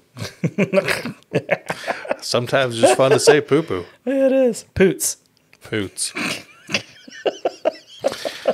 So my first selection, unranked, wasn't formerly number 5. Okay. It was just unranked. Just unranked. Just throwing it out there. 5 I enjoy. 5 I enjoy. This one came out November 24th, 1993. You want any guess? You want to take a guess at all? Addams Family Values? No. It's close. Okay. It's close. Okay. That both of those movies were big hits at Thanksgiving time in the 90s. Mm-hmm. This one of my favorite. I think he really is one of my favorite actors of all time just because he could do so many different things. And I think it's just one of his most iconic roles from the 90s. Robin Williams is Mrs. Doubtfire. Oh, damn you. Yeah, I got that right. That means I here. sunk your battleship. You did. You sunk my battleship. Best 3 out of 7. Damn straight. Yeah, damn straight. Yeah, okay. I absolutely agree. Thankfully, I have several alternates. I have some alternates as well. It doesn't surprise me that we're going to have some overlap on this one. I have 3 honorable mentions, so I have some wiggle room. Man, Mrs. Doubtfire is so good. So good. There's so many... I mean, not really Thanksgiving related at all. No. But it's a family comedy. It's a great... I mean, like, the emotions in that movie are so great because everybody remembers, I think just about everybody has at least 1 or 2 Mrs. Doubtfire lines that they could quote. Oh, I do the hello. Yes. Like, it was written by fruiting. Every day. Oh. When I take a shit, hello. That is a wonderful daily I just stick ritual. my face down in the toilet. Hello. Uh-huh. It's like a fun Kramer versus Kramer kind of, because it really is. It's like really serious. There's some really emotional moments in that movie that are just family that really gut-wrenching. loved each other a lot once. And they're, I don't know if I just saw it recently. I don't know that it was included. If it was included in a DVD, I didn't watch it previously. Okay. But there was, I watched a scene, I think that was deleted because I didn't remember it from the original one, where it was the older daughter. Just absolutely Sally Field and Robin Williams are in the middle of a fight, and she just destroys them. And I was sitting there, I was like, I'm watching this. I'm like, I'm getting emotional watching this clip, this deleted scene. It was like, it was just, I mean, there was so much about that movie. It was, I mean, there were so many funny parts and so many memorable parts, but it's just like, it's a family, finding their way together. And I think that's what made, because there's so many of those movies. I mean, the Thanksgiving time, family, all of that. There's a lot of that pressure. And I think a lot of people, I mean, that's why it's that joke. It's like, you feel that pressure, like, oh, we got to be the perfect family. It's like, there's no such thing. Yeah. Everybody's got stuff. Everybody's got baggage. I was like, it was just nice. And I like it because the movie doesn't attempt to paint either person to be a villain. No. They grew. It's what happens sometimes. Yeah. Like you just become different people. Exactly. And you're not bad and you're not bad. But you have these kids who are like collateral damage. And they both want what's best for the kids, and I think that has such a great ending. Very. I mean, I don't want to say realistic because like it's not very realistic, but it as far as the compromise goes, it's like okay, let's put all this shit behind us. Like we said some things, we did some things. You clearly like you're good for these kids. You can take them. We love our kids, and that's what it's all about. They don't get back together. No, they find a they find a way to still be a family. It has a happy ending because Robin Williams, as he said in that impassioned speech in the court, it's like I need my kids. Exactly, I need them like I need oxygen. And that's one of his. I love that. Yeah, it's such a great speech. Such a good. I might have to watch that movie tonight. I love Robin Williams too. Man, he's a fantastic man. It's tragedy what happened with that guy. That's still that's the. It's a fresh wound. That's still. the one celebrity death because I always say that celebrity deaths, like you hear about on the news, you're like, oh wow, please not this person. And you're like him. It was like oh. And just to I still maintain it's like it really bums me out to know how sad he was inside and how alone he felt. I'm like you're such an awesome guy. You make so many people happy. Oh, that just kills me. It happens. All right, so great first pick. Out of the gates. So for my first movie, I'm gonna go a little bit. I'm gonna pick something a little bit different, I think. But it's a movie that I have a very strong Thanksgiving Day vibe from, and it's the Ryan Reynolds comedy Just Friends. I thought you were going to say Smokey and the Bandit. Damn it. No, Just Friends. I went to see this on Thanksgiving Day weekend. It came out on November 23rd, 2005. And it is one of the, if we ever did an episode for underrated comedies, it would definitely come up with like, it's right up there with Hot Rod. It's so good. Dusty Dinkelman. And the kid who plays his younger brother. Oh my gosh, he was fantastic. I don't think he's ever had better chemistry with anybody. Like they're so good together. I think the only other time I really remember him being in anything was The Girl Next Door with. That's true. Yeah. Emile Hirsch or whatever. Yeah. And Alicia Cuthbert. It's tasty. She was a tasty little treat back then. Well, come listen to Ron get inappropriate. She was a tasty little treat. Do you think somewhere like thousands of miles away, Alicia Cuthbert just went, whoa, what the hell was that? Oh, God, I just felt this. God, I feel dirty. She's not going to listen to any more of our podcasts now. I hope not. We just lost you. Love me, Alicia. We lost one of our viewers. Damn it. I would open my big, dumb, fat mouth. Son of a beast. No, but Just Friends, it's really cute. It's got Julia, was it Haggerty? Julie Haggerty is mom. Great performance from her. And it's kind of like the fish out of water, but only because he's changed so much. Like that's, he ran away. Who's changed? Who changed? Ryan Reynolds. Ryan Reynolds.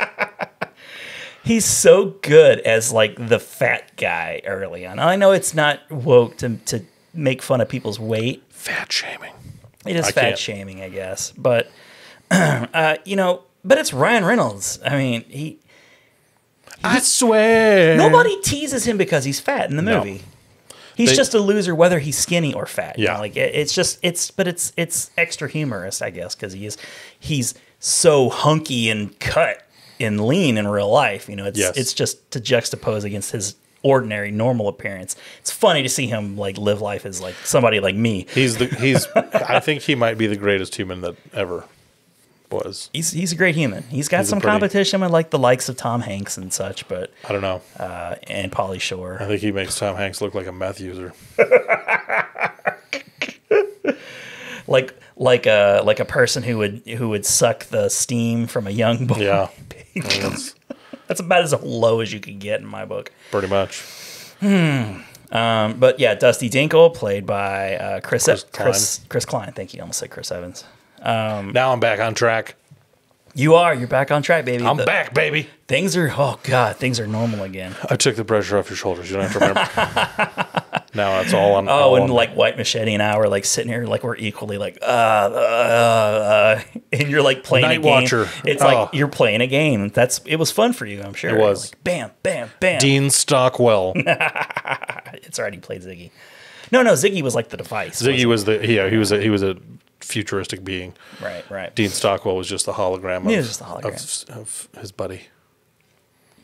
Like would let him know where he's jumped to and what needs to happen. He had his brightly colored calculator and his cigar that he would. Ziggy says, "Stop smoking That's some weed." great acting because like there's not shit for him to work with. No, he's like, this is a calculator. I'm just hitting numbers. Beep boop beep beep boop. Oh no! This supposedly you're in like the 18th century and you're a monkey. That was an actual episode. He was a monkey. And it's fantastic. There was one. I will say this. There was one where he was mentally handicapped, and they did call him retarded. He's like, I'm retarded. Can't say that now. You can't say that now. You can't say that. But they did that on Quantum Leap.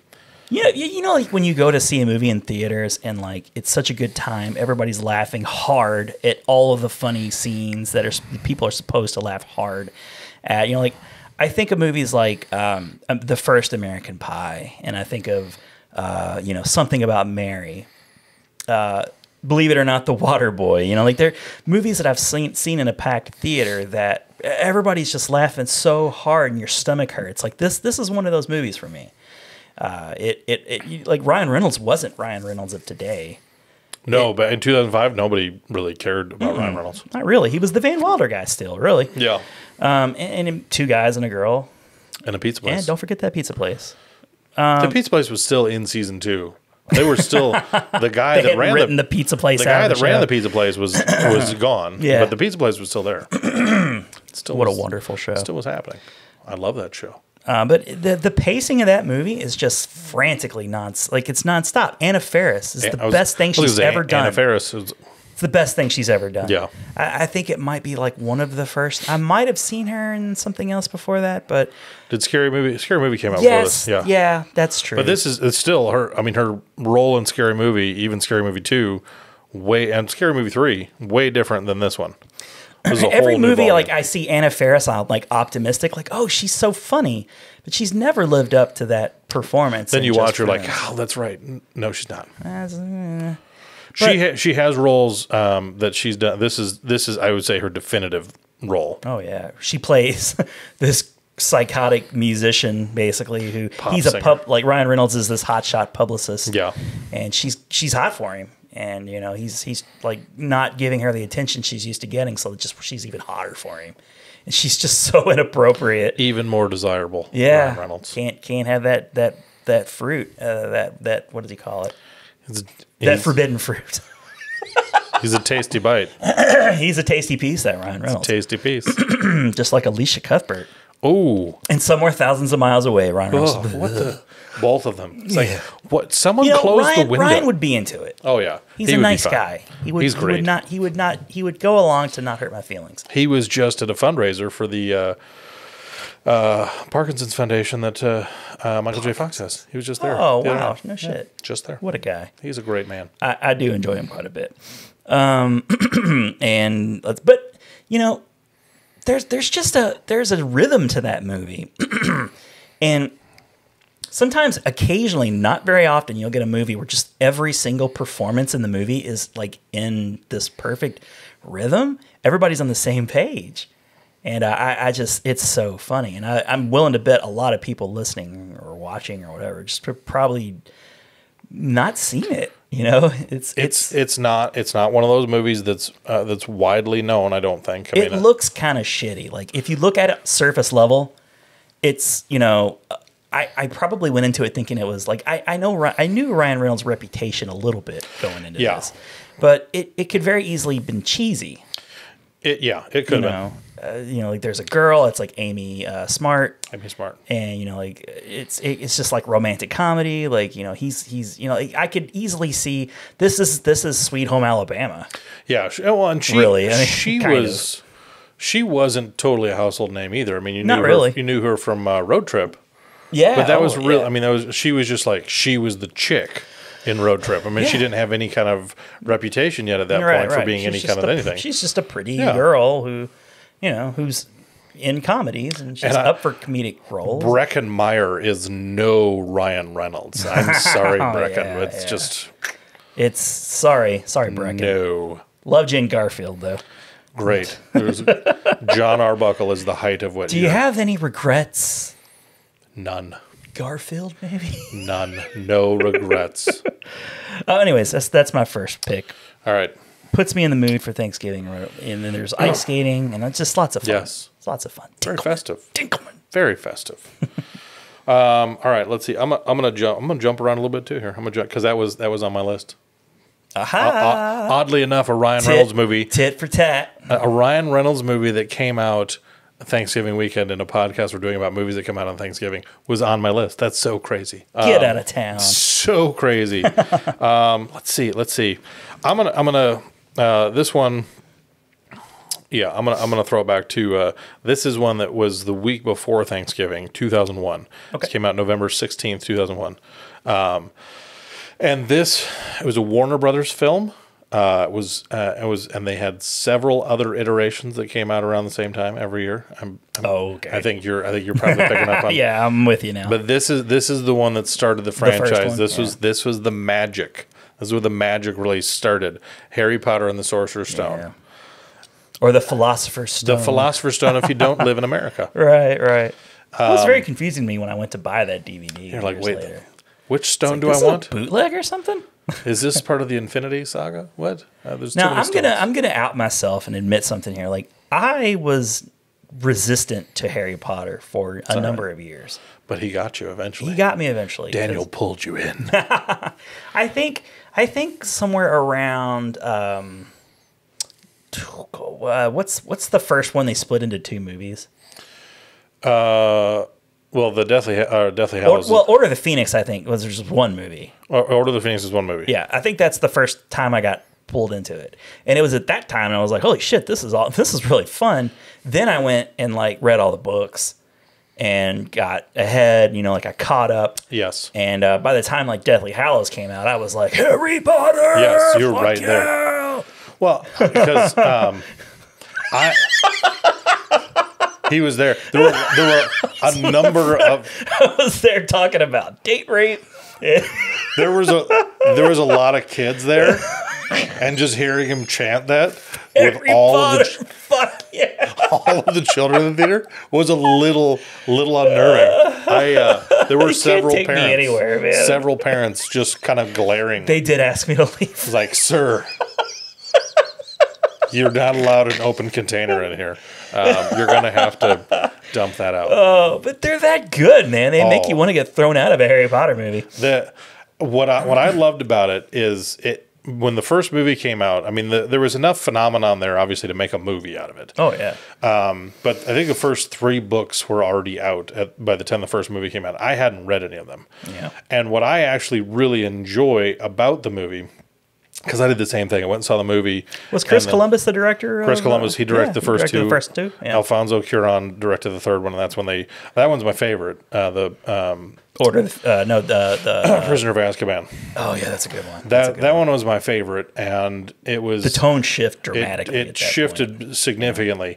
But it was, I mean, the first one, I mean, you got these kids. They're all just a bunch of cute little British kids showing up at this castle. There's magic. There's all kinds of stuff going on. You're learning this whole world, and you just fall into it. And every twist and every turn, you're just like, I love this. Yeah. I love everything about this. Oh, yeah. I was like, there's no part of this where I'm like, They should call that Whimsy the movie. Oh my gosh, it was starring cute British children. And it was everything. The music, just everything about it just made you like, this is magical. And it was so great. After I saw it, I went. I just devoured the books. Sure. And what I loved about it was, I can't go back and have the perspective of I've read the books and I've created this world in my mind, and now I'm looking at it to where, oh, this was kind of disappointing because this is how I had it in my head. You know, one of those things where people was like, oh, the book was so much better than the movie. But I'm like, I think Harry Potter to me is one of those instances where it's like, I think the movies and the books are totally on par. Like everything that you see, I 100% agree with you. everything you see in the movie, I think is probably one of the closest adaptations of how you would envision it in the books. I've never encountered anyone who just was like, they fucking ruined it. Harry Potter. The books just enhance everything you love about the movies. Yeah.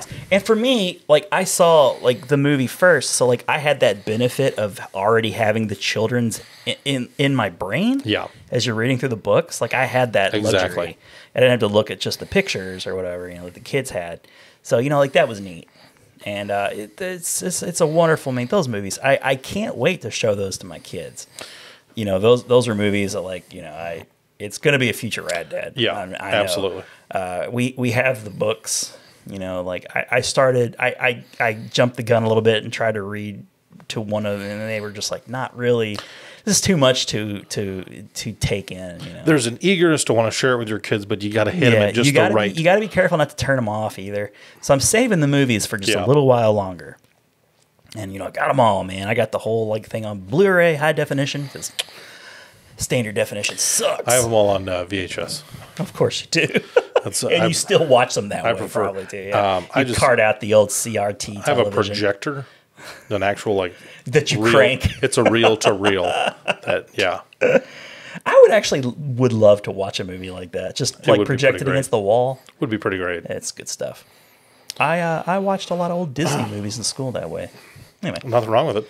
So the first Harry Potter movie. First Harry Potter, and it was great because they became a hallmark of the next one would come out. We should do a Harry Potter episode. I'm totally down with that. Okay.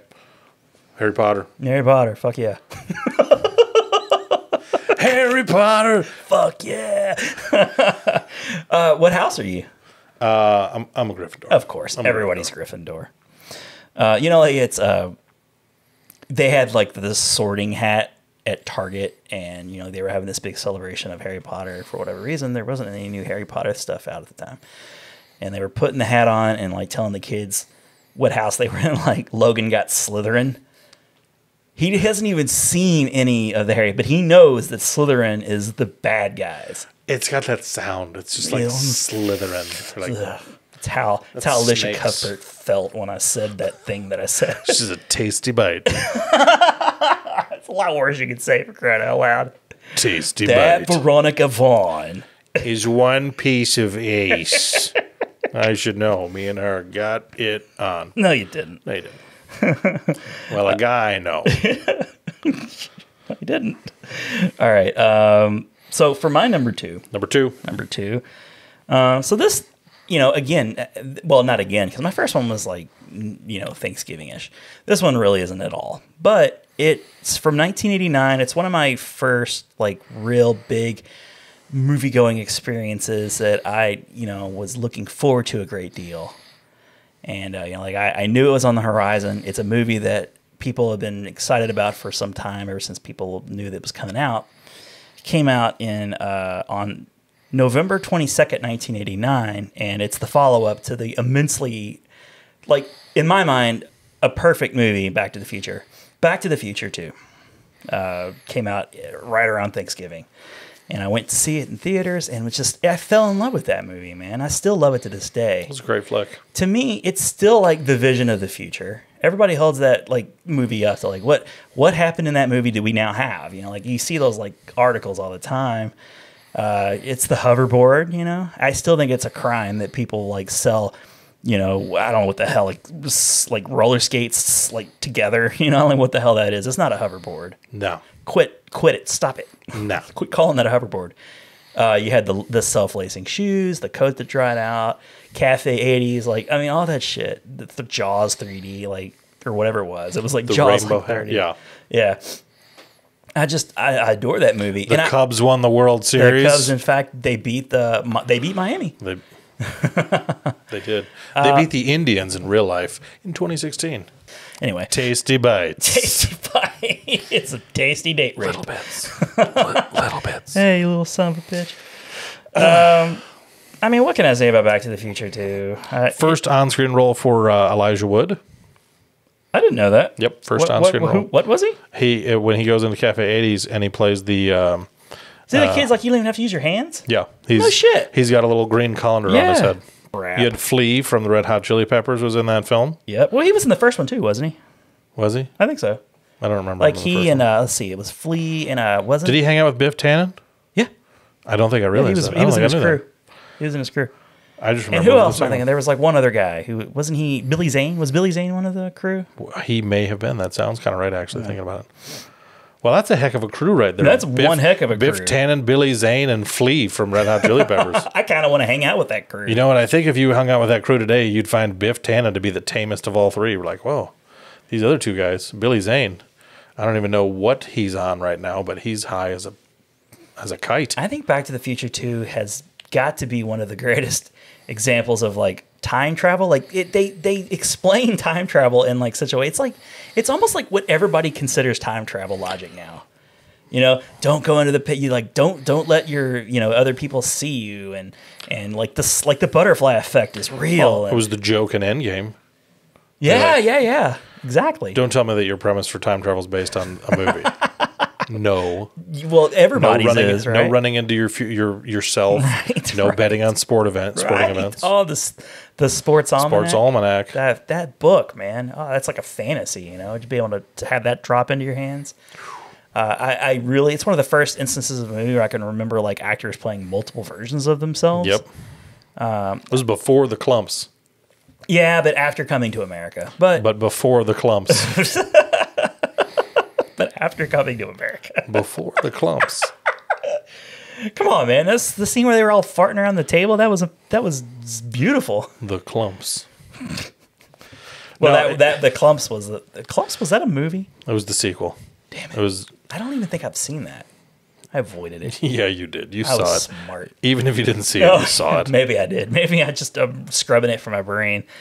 But yeah, this is kind of like planes, trains, and automobiles. Like I am a geek and I co-host a geek podcast, and I also co-host a podcast. So like, yeah. And I've got DeLoreans and shit back here, and I've got Back to the Future posters. It's prominently featured. Highly regarded, all of the movies. Even Big the third fans. one. Big fan fans. of all of those movies. Shit, man, we could do like a whole tribute episode. Will we ever see a fourth one? Just yes, no. What do you think? No. You don't think so? No, I don't even think they can nowadays. I think there was like a brief holding out A hope. window. The window closed in 2015. I think once you saw just how, because like it was like the Back to the Future day. Yep. It was the day that like that they came into the future in Back to the Future 2. Yep. And so Michael J. Fox and Christopher Lloyd were doing all the talk shows and stuff, and they both just seem so like out of touch, like out of practice. Like Christopher Lloyd's pretty elderly now. He's getting up there. Michael J. Fox, like I give him all the credit in the world. Amazing He's a guy. fighter. He's still acting when he can. And, hell, he got up on a Coldplay concert in front of thousands of people and did Johnny Be Good. Yeah. So, but I just don't think realistically you can. Now, will they reboot it sometime? Maybe. Nowadays, like nothing's sacred. Yeah, Everything can get rebooted. With like some like fucking Ford Fusion is like the new DeLorean or something. Whatever. No. Or it'd be a Tesla nowadays. Let's be honest. A Toyota Yaris. Let's be Toyota Yaris. So, anyways, not necessarily what you think of as a Thanksgiving movie, but it was released during the Thanksgiving Day holiday. Thank you. I just as a closing note on that, I was watching a snippet from a John Mulaney comedy special he did where he talks about the first Back to the Future and just made the note about how entertaining it is to think about them pitching that movie. Like we all hold it. He's like, you watch and you're like, I love this movie. It's iconic. One of the formative movies of my youth. Those kinds of things. Sure. Where you're like, when you think about the pitch of it, like with them not knowing, I was like, yes, we have a high schooler He's a bit of a slacker, kind of lazy, but he's comedic, and everyone will identify with him. Everyone will love him. And he's got a best friend who's a disgraced nuclear physicist. They're best friends. Well, is that another student? No, it's an elderly man that he's best friends with. You're like, what? Yeah. What? But here it is, and we have it, and we love it, and it's one of the greatest trilogies, I think, of all time. It really is. It really is. It's a tight trilogy. They don't need to mess with it. Nope. The cartoon was cute too. Like if you just like craving more a Back great to the cartoon. Future, go check out the cartoon. If you buy the set, the Back to the Future set, you get all of the cartoons. You get it all. And cheap too. Like I see it like dirt cheap all the time. Tasty bits. It's a tasty piece, that Back to the Future Blu-ray set. See what I did there? I took tasty piece and little bits. Tasty little bits. Tasty bits. Tasty I'm going to get a bits. t-shirt print that says Tasty Piece. Tasty It's piece. just going to say Tasty Piece.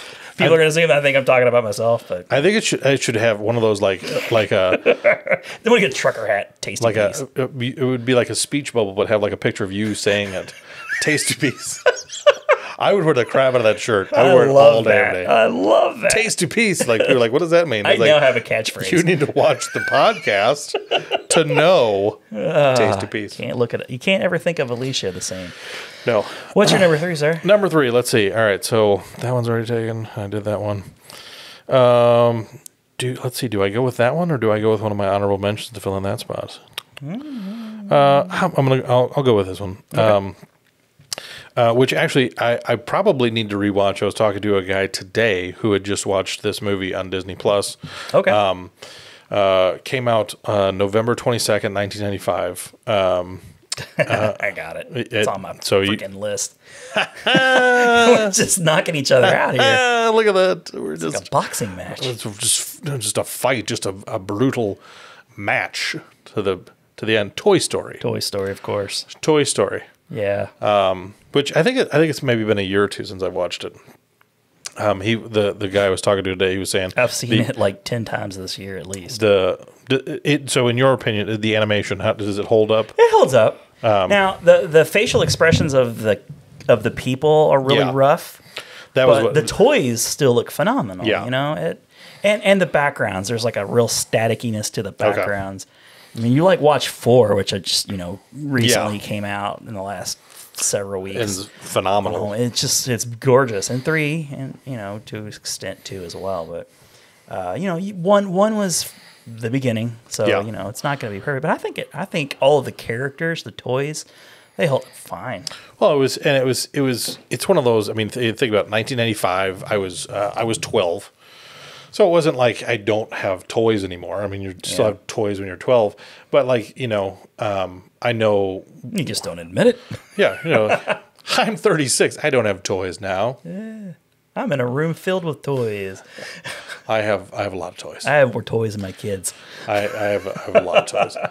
I need to. I gotta break my kids' hearts when I tell them the toy I brought home is for me. And this is them. mine, not Don't yours. you touch my toy. Maybe when you get a job and have disposable income. Hey, can I change the subject for just a quick second? Can. Did you ever see that SNL sketch where it was like right when The Force Awakens was coming out, and they were advertising the new toys, and they were like all the kids, and they're like they got the toys out and they're like playing around, but then they're also advertising it to like people like me who just buy the damn thing and leave it in the box, and they're like play with it and like do all these things or leave it in the box.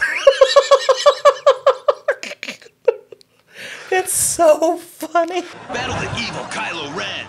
I'm gonna get you in my lightsaber. Or leave it in the box. Stormtroopers, attack! Or leave them in the box and never touch them. All your favorite Star Wars heroes and villains. I have Rey and Finn.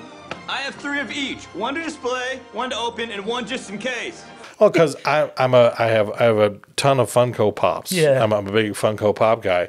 I take them out of the box because to me, I was like, it's one of those. I'm like, I'm not. This is not an investment. This is not how. I don't think of it that way. Here's how I'm going to pay for my kids' college. It's like, no, these are toys. You know why I leave things in the box? It's a weird like psychological feeling of pure nostalgia where when they're in the box, it's like a toy never looks more exotic or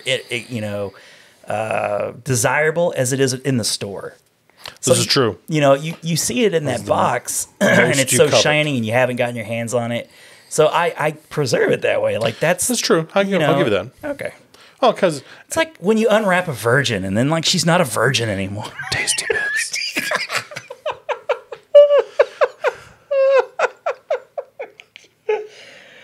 Oh, I'm starting to wonder whether this one will even air. It probably shouldn't. If you're watching, thank you.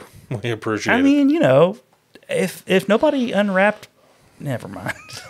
We wouldn't even be here as a species. Let's double down. Okay, let's do it. No, but I mean, like when you think about it, I mean, like just breeding is okay. I was going to go back to the toys part, but that's right. We're talking about a children's movie, right? Remember that Toy Story movie for kids about Christ. animated toys for children? What is wrong? No, but I mean, think about taking toys out of the package. Yeah, we talk about that. Yeah, it's like.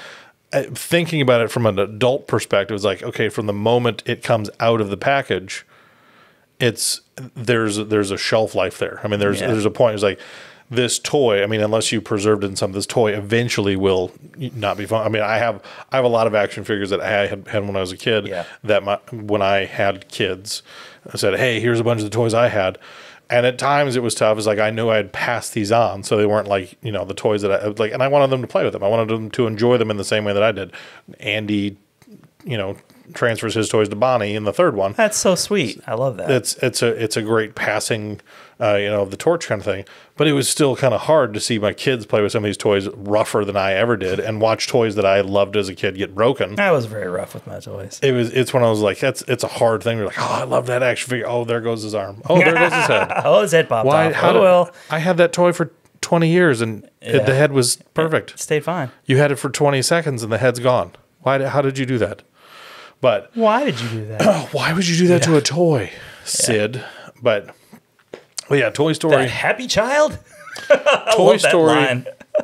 I think I even have the clip bookmarked on my phone of the video when they have their that whole little they attack Sid and then Woody's head just spins around. So play nice. That was such a great line. I loved the whole, and it was just a really great plan, cowboy. The whole story was great, and when you get to the point now where it's like, okay, 1995, and you have Toy Story 4 come out in 2019, like, okay, this is a franchise that spanned 20 plus years. Yeah, I went and saw the first one when I was 12. I took my kids 7 and 5 to go see the fourth one. That's great. It's like you're living in the same universe and you get to experience it. It's in two fun different to ways. share those That's cool. characters, those same characters with your kids.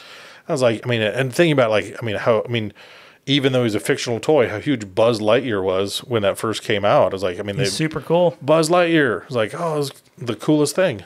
But yeah, I was like, that was just one of the, Toy Story is one of those movies that just kind of, you didn't know it at the time, but would change the landscape for animated movies going forward in a lot of ways. It legitimized the whole, computer animation. There was no turning back after Toy Story. Amazing. Sadly, and I love hand drawn. I really appreciate that. But you look at these Pixar movies, and Pixar's still the gold standard. Yeah, they're amazing.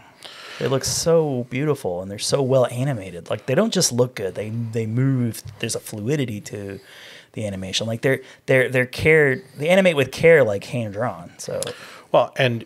One of the things we were talking about just the other day, 1995 Toy Story, which admittedly there may be a couple of parts of the animation that's available in 1995 that doesn't hold up as perfectly in 2019 as it did. It's mostly the backgrounds. Far and away less terrifying than Polar Express or Christmas Carol. Now, I still love Polar Express, but when you look into the dead, soulless eyes of those children, it just makes you feel like, oh my gosh, there is a place of concentrated evil that I don't ever want to visit. Yeah. And it's Christmas Carol just doubles down on that whole thing entirely. They're like, it's real, and it's real close to you. They finally slapped the computer mouse out of Robert Zemeckis' hands. Bob, you're done. Okay, Bob, stop it. You're scaring the children. Like, you we really say are. that, but you're literally scaring the children. I think I was talking to you once about I really enjoy the story of oh God, I keep wanting to say Pineapple Express. It's a good story too. It's fine. Just very different. Very, very, very different. The Polar Express. I love the story, and I love the just it's very wholesome. It's Yeah. like childlike. It's a cute fantasy. Like everything about it makes me happy. It captures the magic and innocence of Christmas in almost a perfect way. And there are definitely times when they have wide shots, it looks gorgeous. Oh, fantastic! But when they pull up, like you said, when they pull up close, and you see those like big-eyed Goonie monster, like, good Lord, please stop it! Don't linger on it for more than a half a second And tops. Was there first off? Was there any reason that we needed Steven Tyler to do a song for the Polar Express? I didn't even know that And there then, was one. In addition to that, to animate him as an elf in the movie. What? I didn't know that. Yeah, Steven rocking on top of the world that they sing towards the end of the movie. Yeah. That's Steven Tyler, and there is a Steven Tyler elf. Oh God! That When you ups watch the it, horror when you factor watch it, even pay more. attention. You're like, what? Why? What? Back to Toy Story, right? Toy Story. There's a short list of movies that just make me happy no matter what. Toy Story. The original Toy Story makes me happy no matter what. And I like all the other ones, but there's a sadness. There's an undertone of sadness with the others because of, Andy's growing up and all that. Like there's just a little bit of melancholy. Reminds us that we're all going to die one day. Exactly. Oh, my mortality. Yep. But Andy's like a little kid and he's playing with his toys and it's just such a happy, fun movie. Yep. Yeah. All right. All right. Moving on. Let's do it. This is number 4. This is my third one, I think. Okay. It's my third one? Yeah, I think so. All right, so my next one, whatever it is. Oh, that's right, because I started. Yeah, you did start. That's right. There we go. Okay, so you go, then I go. Then Yeah, you so go, this is your third. You go, then I go. Okay. Tasty Bits. So this movie just reminds me of Thanksgiving, period. And in the sequel actually takes place during Thanksgiving. And I kind of mentioned it earlier with the family values, but I'm going to go with the original Addams Family. It came out November 22nd, 1991. Was it Barry's Sonnenfeld? Sonnenfeld, yeah. Men in Black. I like Men in Black, but this is for me his like piece de resistance. I love the Addams Family movies, and oh by the way, they hold up really well. They do. I remember Don't watching. even bother going to see the new cartoon. Just watch Addams Family. The movie. Raul Julia as Gomez. Christopher Lloyd pops in. He's in this piece. He's that's 2 Christopher Lloyd movies Fester. for you. I know, right? Thanksgiving, you think Christopher Lloyd. Christopher Lloyd. Of course. Remember that episode of Taxi that happened during Thanksgiving? Like every character when I think of an Addams Family character, like they all pop into my head. Like, Angelica Houston is the perfect Morticia Addams. And Wednesday Addams, Christina Ricci is so good. And even the little kid who plays Pugsley is great. But Laura and I, we were having our own like little rad mom and dad, edition ourselves. When they just released the double pack. The double pack, yep. Yeah, of the Addams Family Values, and we were planning to go see the new animated movie. One.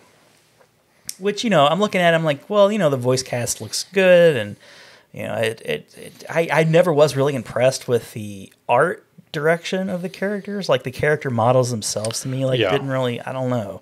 I just assumed over time I would get used to it, but it didn't do a lot for me. It seemed like they were shooting for a Nightmare Before Christmas kind of feel, but at the same time they wanted to do their own thing, so it kind of like it just differentiated itself weirdly.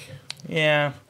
They were going for something. And, yeah. And that's cool. And I think when you do that and you're able to differentiate yourself from the pack and the other Addams Family movies, it's difficult to do. Like people, and it's been a long enough time where you don't have to worry about whether or not that you're as good as the original Addams Family. But those movies were huge. They were, especially the first one, and they, like I said, they held up really well. We bought the double pack and we watched both back to back. Like we watched the first one, we're like, man, everybody loved it. The kids Dan Hedaya. That's right. Fantastic. That's right. As a lawyer. He's another good lawyer character actor.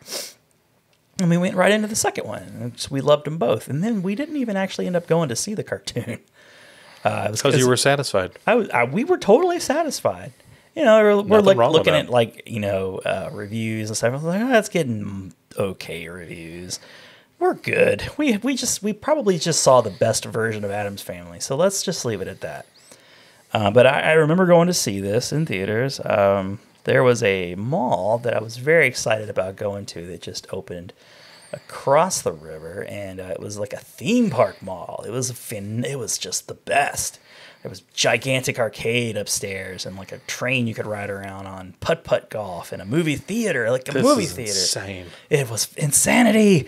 And popping up across America, there were like malls just like this one. But I remember like there was an extra little bit of special connotation to that viewing of that movie. It's like I saw it. Like it's not the first movie theater in a mall, but like there was one in another mall, and then that they took that one out before I was old enough really to go to see movies a lot. So the novelty of it was great for me. Like I always wanted to go see mall theater. Yeah, it's fun to go to a mall movie theater. I don't know why. It just is. I mean, maybe not so much now because malls aren't what they used to be. But when I was like a teenager and younger, even like the malls were the kingdoms. Like that was your playground. That's where you went all the time. You hung out there every day, just walking around. You couldn't afford to spend much money there. You probably barely had any money at all, working whatever crappy part-time job you had. But you lived at the mall. You still managed to have fun there. The town that I grew up in, Minnesota, we had 2 theaters. One was, I think, and both of them only had 2 screens. One was Sterling Plaza, and it looked like an old theater. It had a big marquee and stuff. Neat. And it had the carpet in there and the lighted posters. I want to see a movie at the Palace. I feel like it would have a similar feel to it. When John Cleese was here, they showed he did a Fish Q&A. Called Wanda? Oh, no. They did Monty Python on Holy Grail. And so I watched that there. And that was, the seats were a little uncomfortable. It was a little warm in the theater, but just being there to watch that movie in that theater was cool. Yeah, I bet. But we had that. But then we had the mall theater, and that was the one. If I had to pick, I enjoyed going to the mall theater because it was cool. You did everything you need. You're at the mall already. You could get dropped off at the mall, watch the movie, go play video games, eat at the food court. I mean, everything you need to live. It's there. That's why they did it in Dawn of the Dead. They lived in a mall because you can live in a mall forever. If there hadn't been those biker pirates, they'd have been fine. Biker pirates ruin everything. Pirates always ruin everything. But Addams Family and going to see great the mall. movie. You understand how like that. This extra bit. It's just a little touch. Just a little bit. I can't understate that enough. Like just spinning.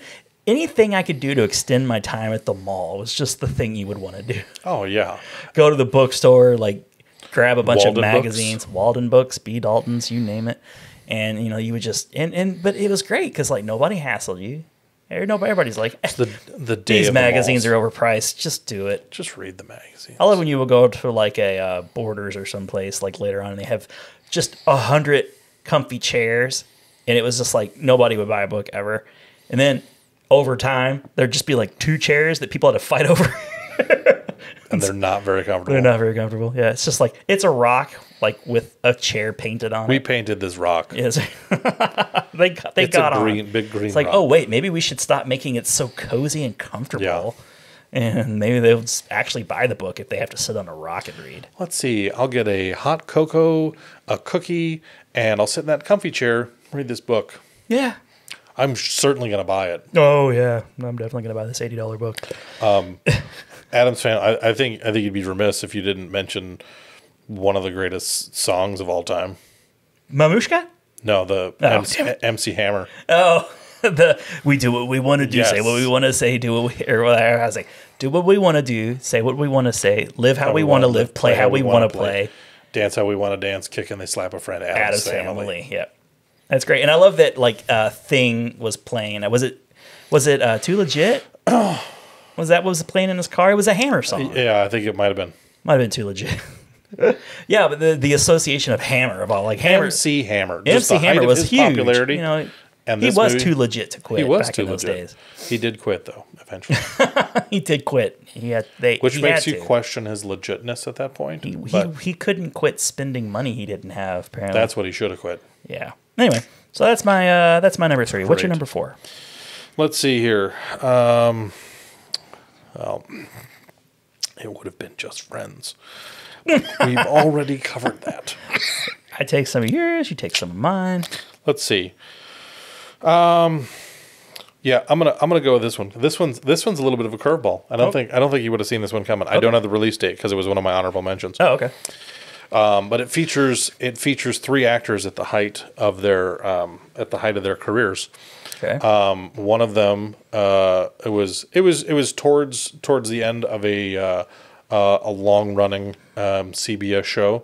One of them was in the middle of a very popular NBC 3 Men and a Baby show, and one of them was coming off of his 4th installment of a movie franchise. I win. You do win. It's 3 Men and a Baby. It's the Goot. It's Ted Danson. It's Tom Selleck. Yeah, Tom Selleck, the mustache. And it's been forever since I saw it, but I just remember Directed watching by Leonard Nimoy. Leonard Nimoy. I love that. I love that. He's directed a Star Trek movie and the highest grossing movie of that year. And it's just like, what? Out of nowhere. Leonard Nimoy directed 3 Men and a Baby, and you're like, it's incredible. What a guy that guy was. But it was, I mean, like these 3 bachelors, Yeah. who all have very, promising careers, and they're, Just 3 swinging guys with. I love that opening ladies. montage where they, what's the song that's playing? I heard it in my head a second ago. I'm sure it'll come back. But like where Steve Guttenberg, he's doing the art outside of in the hallway and of his cartoon characters, and the 3 of them, and it was. I know the montage you're talking about, but I can't think of the song. Yeah, I'm trying to. It was just playing in my head right before I said something, and then I said something. It was that song, right? Was that Disturbed? Down with the Sickness? Yeah. No, that wasn't Disturbed. That was what the hell was that? Was that Disturbed? The ooh-ah. Yeah. That was Disturbed.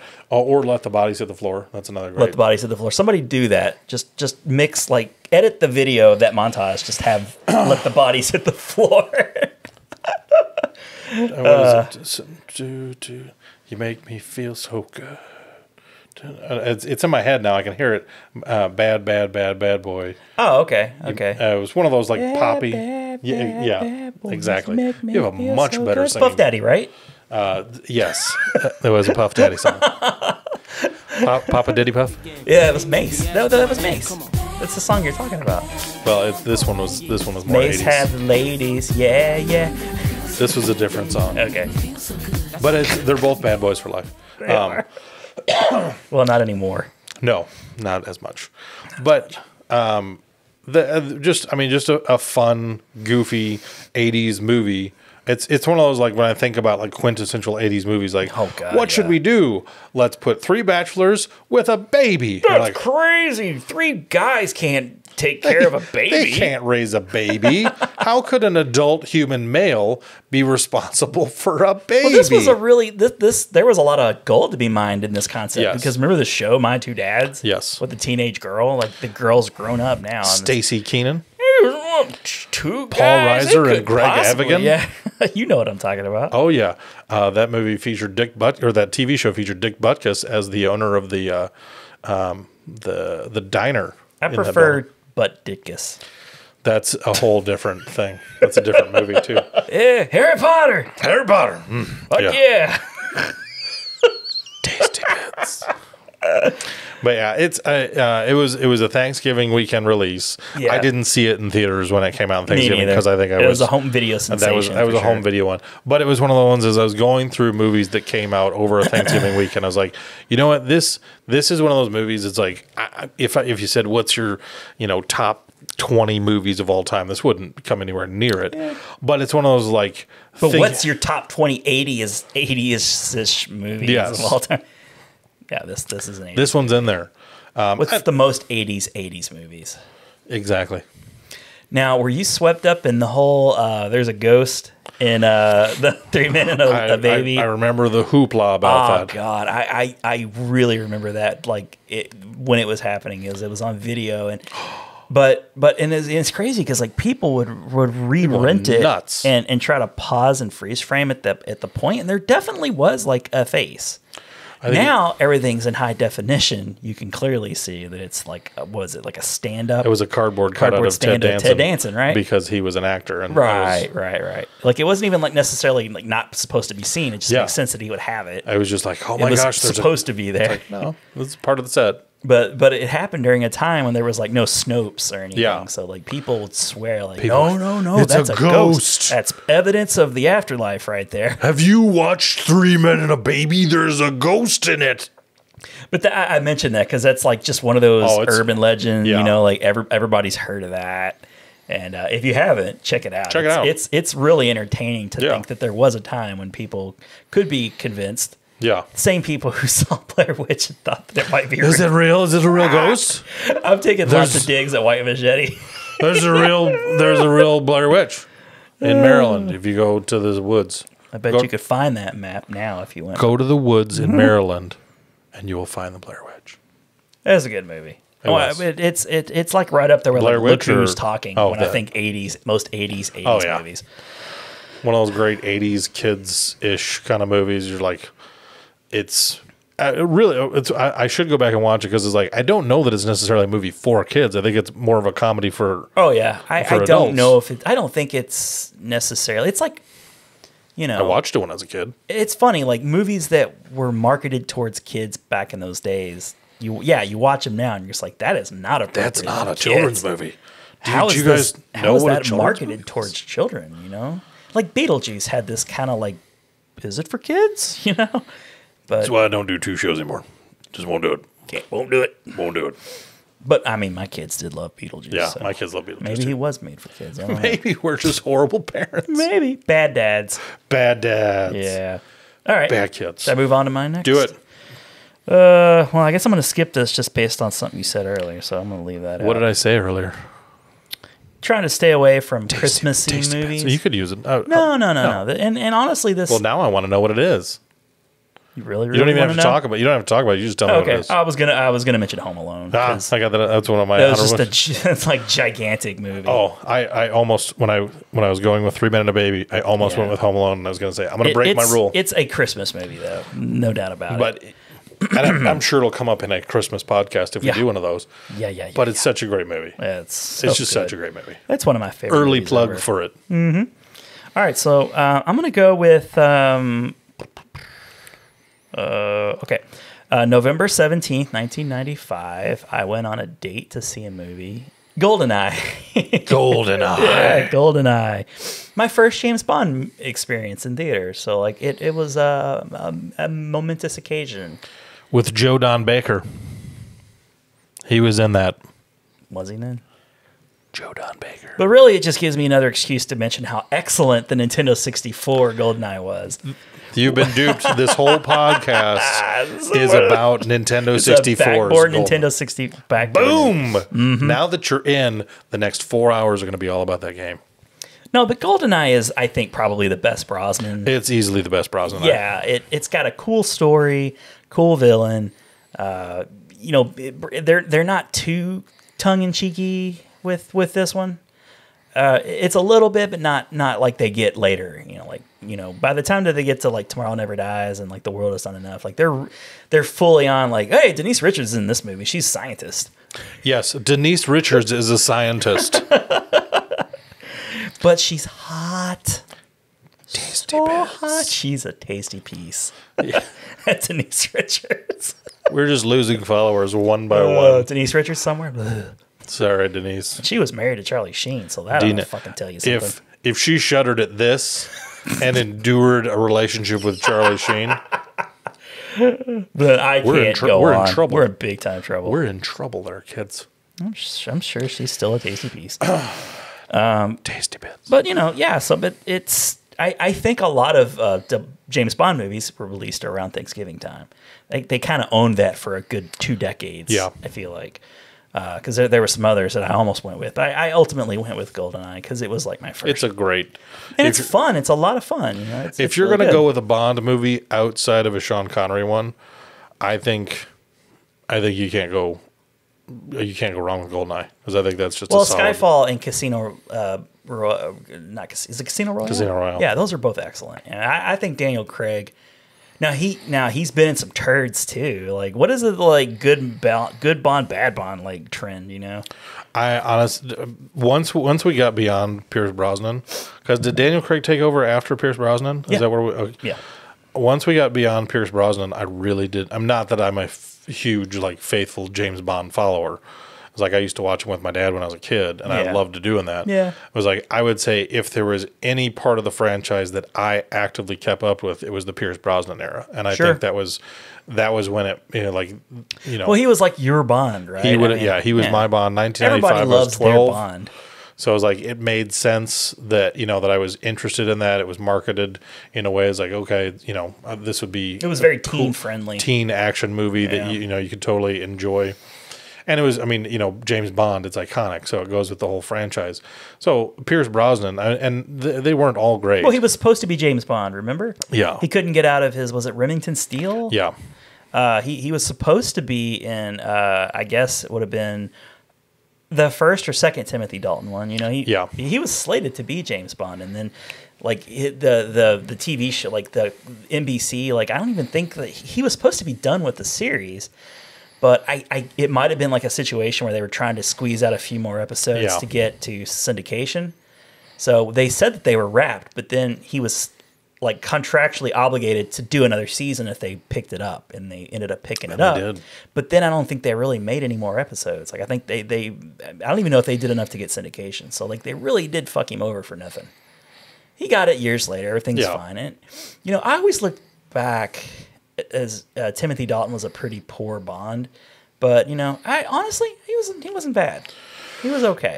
Timothy Dalton was just never a guy that anybody really like wanted to like. Oh, did you hear about the new Timothy Dalton movie? I think people were jazzed about Pierce Brosnan. That was a good, because there was a quality of Pierce Brosnan that it was almost like Sean Connery and Roger Moore, in one person, because there was that. I mean, there was something about him that made him feel like, if we don't think about Timothy Dalton, then maybe he doesn't exist, and we just go straight from one good Bond to the next.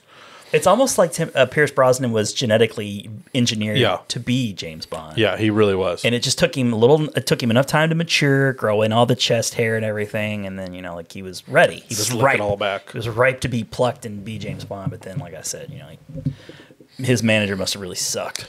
Yes. Anyway, or his agent. So yep, that's my number 4. What's your final?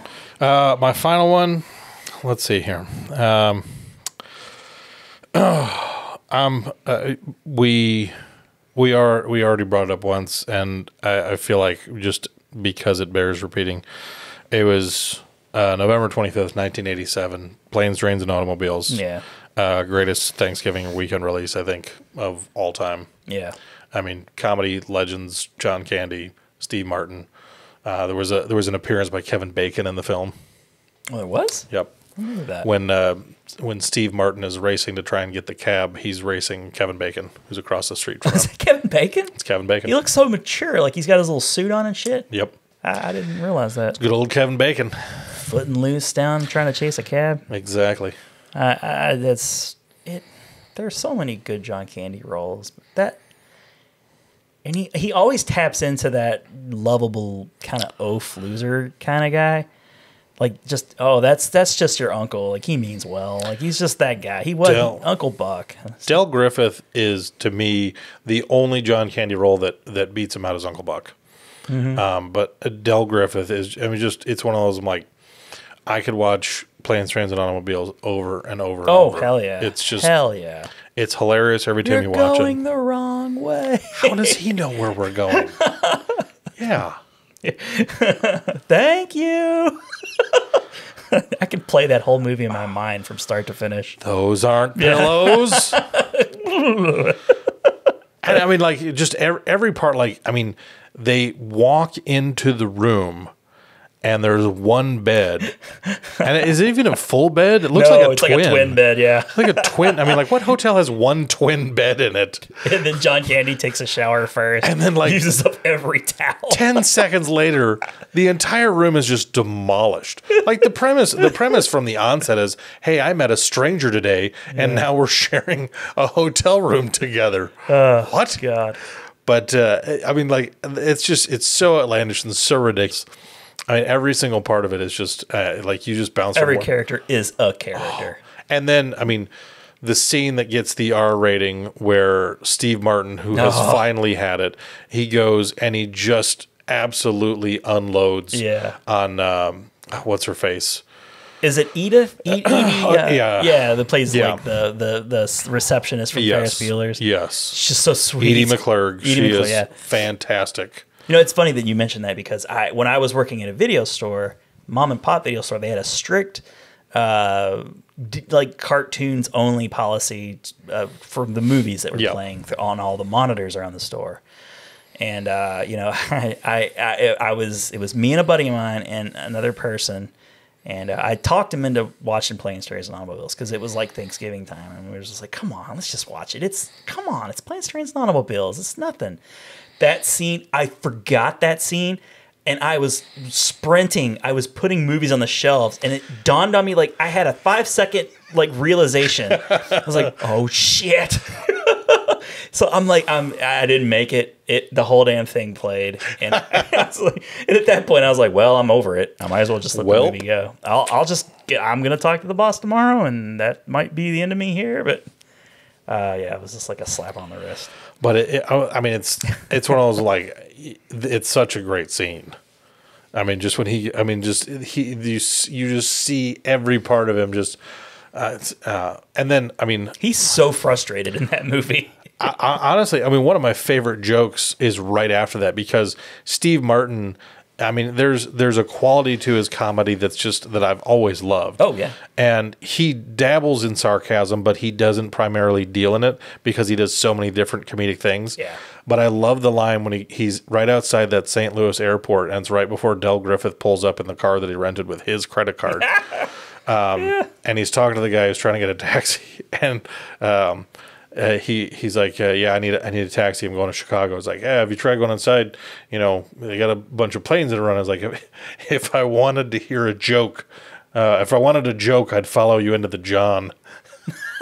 I mean, it's just like, it's just this stupid one line. Yeah, it's a throwaway. But it always gets me. Like, it's just one of those, like, it's so mean. Because he's so, that the pinnacle of his frustration is there because he's just, that whole walk back to the airport. Yeah. He has snapped and he loses it on Edie McClurg. Yeah. And it's just one of those, like, he's just like, I don't even know what I'm going to do here. Yeah. I'm just, and it just, in desperation, it just throws out this toss-away joke. And I'm just like, I love that joke. Every single time, it's like, that is just the best. That's the best losing it on like a clerk moment probably in a movie who just doesn't deserve it. She's just like, whatever. It's like the Seinfeld episode where they're like, you know how to take the reservation, but you're not good at keeping the reservation.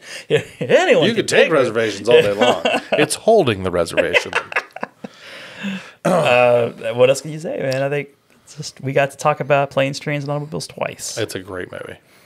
Man, golly, all right. What am I? It's like you taking so many. Follow that. I can't.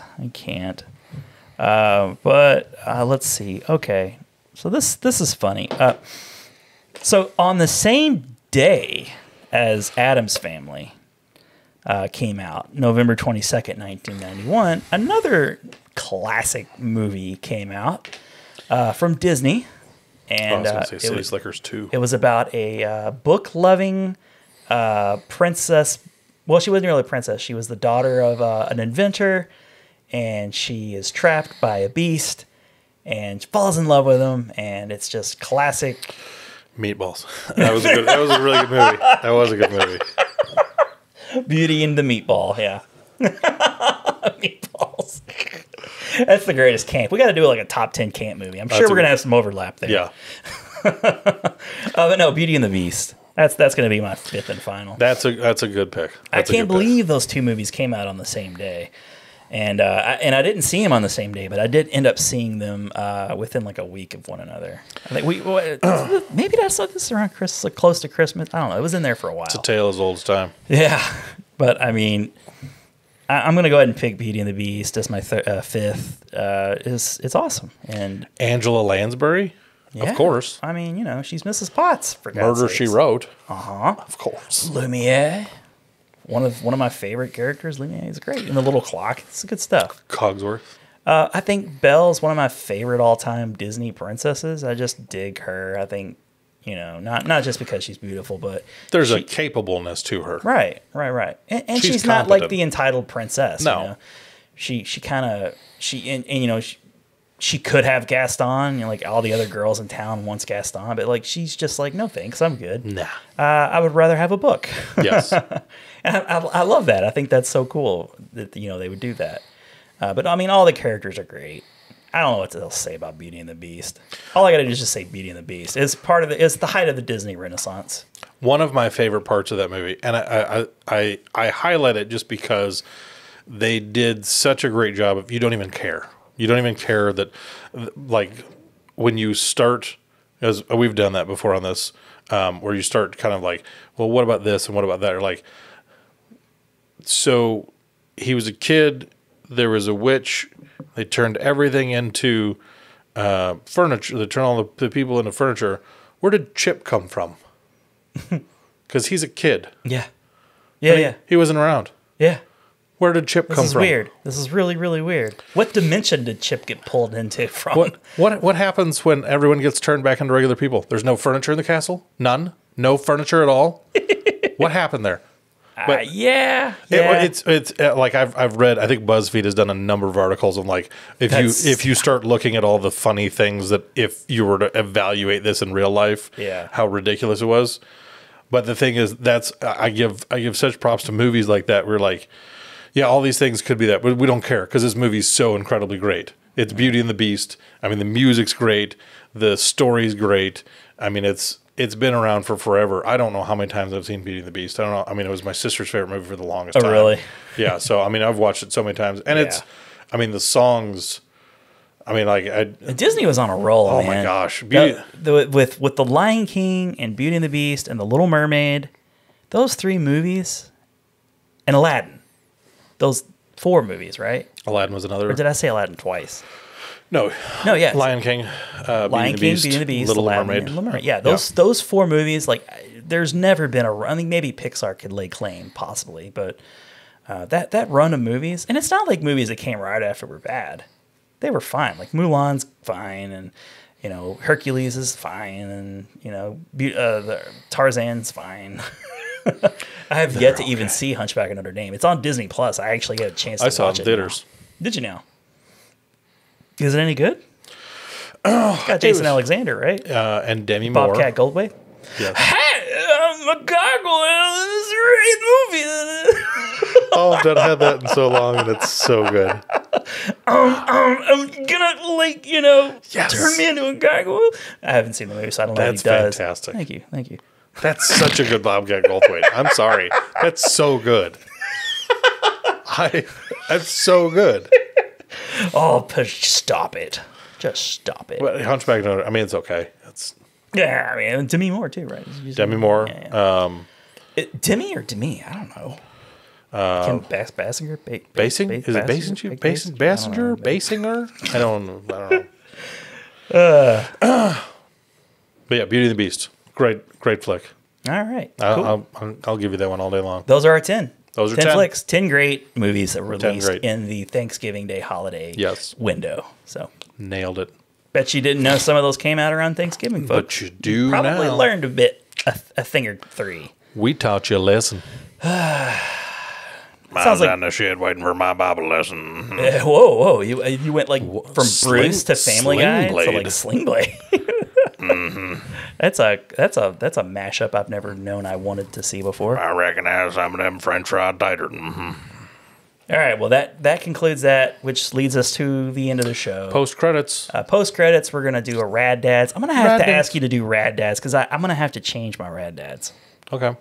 So you go ahead and reveal yours and stall for. I'm gonna stall. I'm gonna stretch for time. I can think of a new Rad Dads. It was a cold and blustery morning. Yes. 1967. Mm-hmm. I was not quite born yet. Wouldn't be around for 16 more years when I decided to pick this Rad Dads movie that also had not been even thought of yet. Yes. But knowing that Christmas would be coming soon, I decided that of all of the Christmas movies and all of the Christmas times that my children have endured, there is one fantastic, wonderful Christmas feature that I believe their eyes have never beholden. You did a great job. And I'm building up the anticipation. Keep going. People are like, what is he? I don't even know. Just like edging the crowd. What could it be? Keep Which edging. film could he possibly be alluding to? Ooh, I don't know. It's one from the 80s, the 1980s, not the 1880s. What a decade. Yeah, 1980s. AD, of course. Not PC. Yeah, AD, when films existed. It was a little ditty featuring a youthful and full of life Dudley Moore and a villainous John Lithgow. In the tale of Santa Claus that became a movie known as Santa Claus the Movie. Okay, you can stop drawing it out. I got one. Santa Claus the Movie. That was fantastic. Good. What year was that, man? It was 1980. It was in the 80s. Okay. I don't know off the top of my head. So it's funny, you picked a Christmas movie. I decided to, because Mrs. Doubtfire was my original Rad-Dads. But we just talked about Mrs. Doubtfire. I'll do it. I'll watch it with him, but I'm not necessarily going to choose it for topic because it's a little redundant. We will. Here's another one we're going to do. We'll have a Robin Williams, a tribute to Robin Williams at some point. So Mrs. Doubtfire will come back up. It'll be back. But Robin Williams has done so many great pieces of work. Like, what a tasty piece. Tasty bits. No, it's funny. You picked a Christmas movie. I picked another Christmas movie from the, I'm guessing the early 90s, late 80s. I don't know. I can't remember. Ernest Saves Christmas. Great flick. I'm going to introduce my kids to Ernest. Know what I mean, Vern? Vern? I love the Ernest movies. The Ernest Goes to Camp, Ernest Goes to Jail, and Ernest Saves Christmas. Stupid. And there was Ernest Scared Stupid. There were plenty of others, but those are like the four. Ernest Learns Quantum Physics. Yes, that was hilarious. It was so funny. So many equations. Some of them didn't even make sense. No, hell no, not at all. Oh my gosh. Vern was no help, let me tell you. He did not know what he meant. No. At all. All right, well that was fun, man. That was a nice long episode for you guys. Solid. You can just chew on that for Thanksgiving. Enjoy your Thanksgiving dinner, and I think when we return next time, we'll probably be doing Whence we return. Yes, you do it better. Well, what? Not to tease, but we'll probably end up visiting our movies we're most looking forward to. I guess it's probably going to be about that time. It's about that time. Because December, we haven't talked about December yet. We haven't talked December. So we really need to talk about December, January, and February. Because there's going to be some good stuff. Fantasy Island. Yeah, the trailer for that was pretty weird. Probably won't make it to the I feel like Blumhouse is really kind of starting to go down. Come on, no, guys. They're just doing everything now. Stop. Enough. Tap the brakes. Yeah. Rethink some of the things you're doing. Pause for a moment. Not just greenlight everything. We were on a really good kick here. Let's not just screw the pooch just yet. Yeah, they're just going the Golden Globus like route of like 100 movies. What happened to Orion a long time ago? Orion's back. They stopped making movies. Yeah, the logo came back for the Halloween movie. It did come back. Yeah. Nice stuff. All right. Thanks for listening. Thanks for watching. See you next time.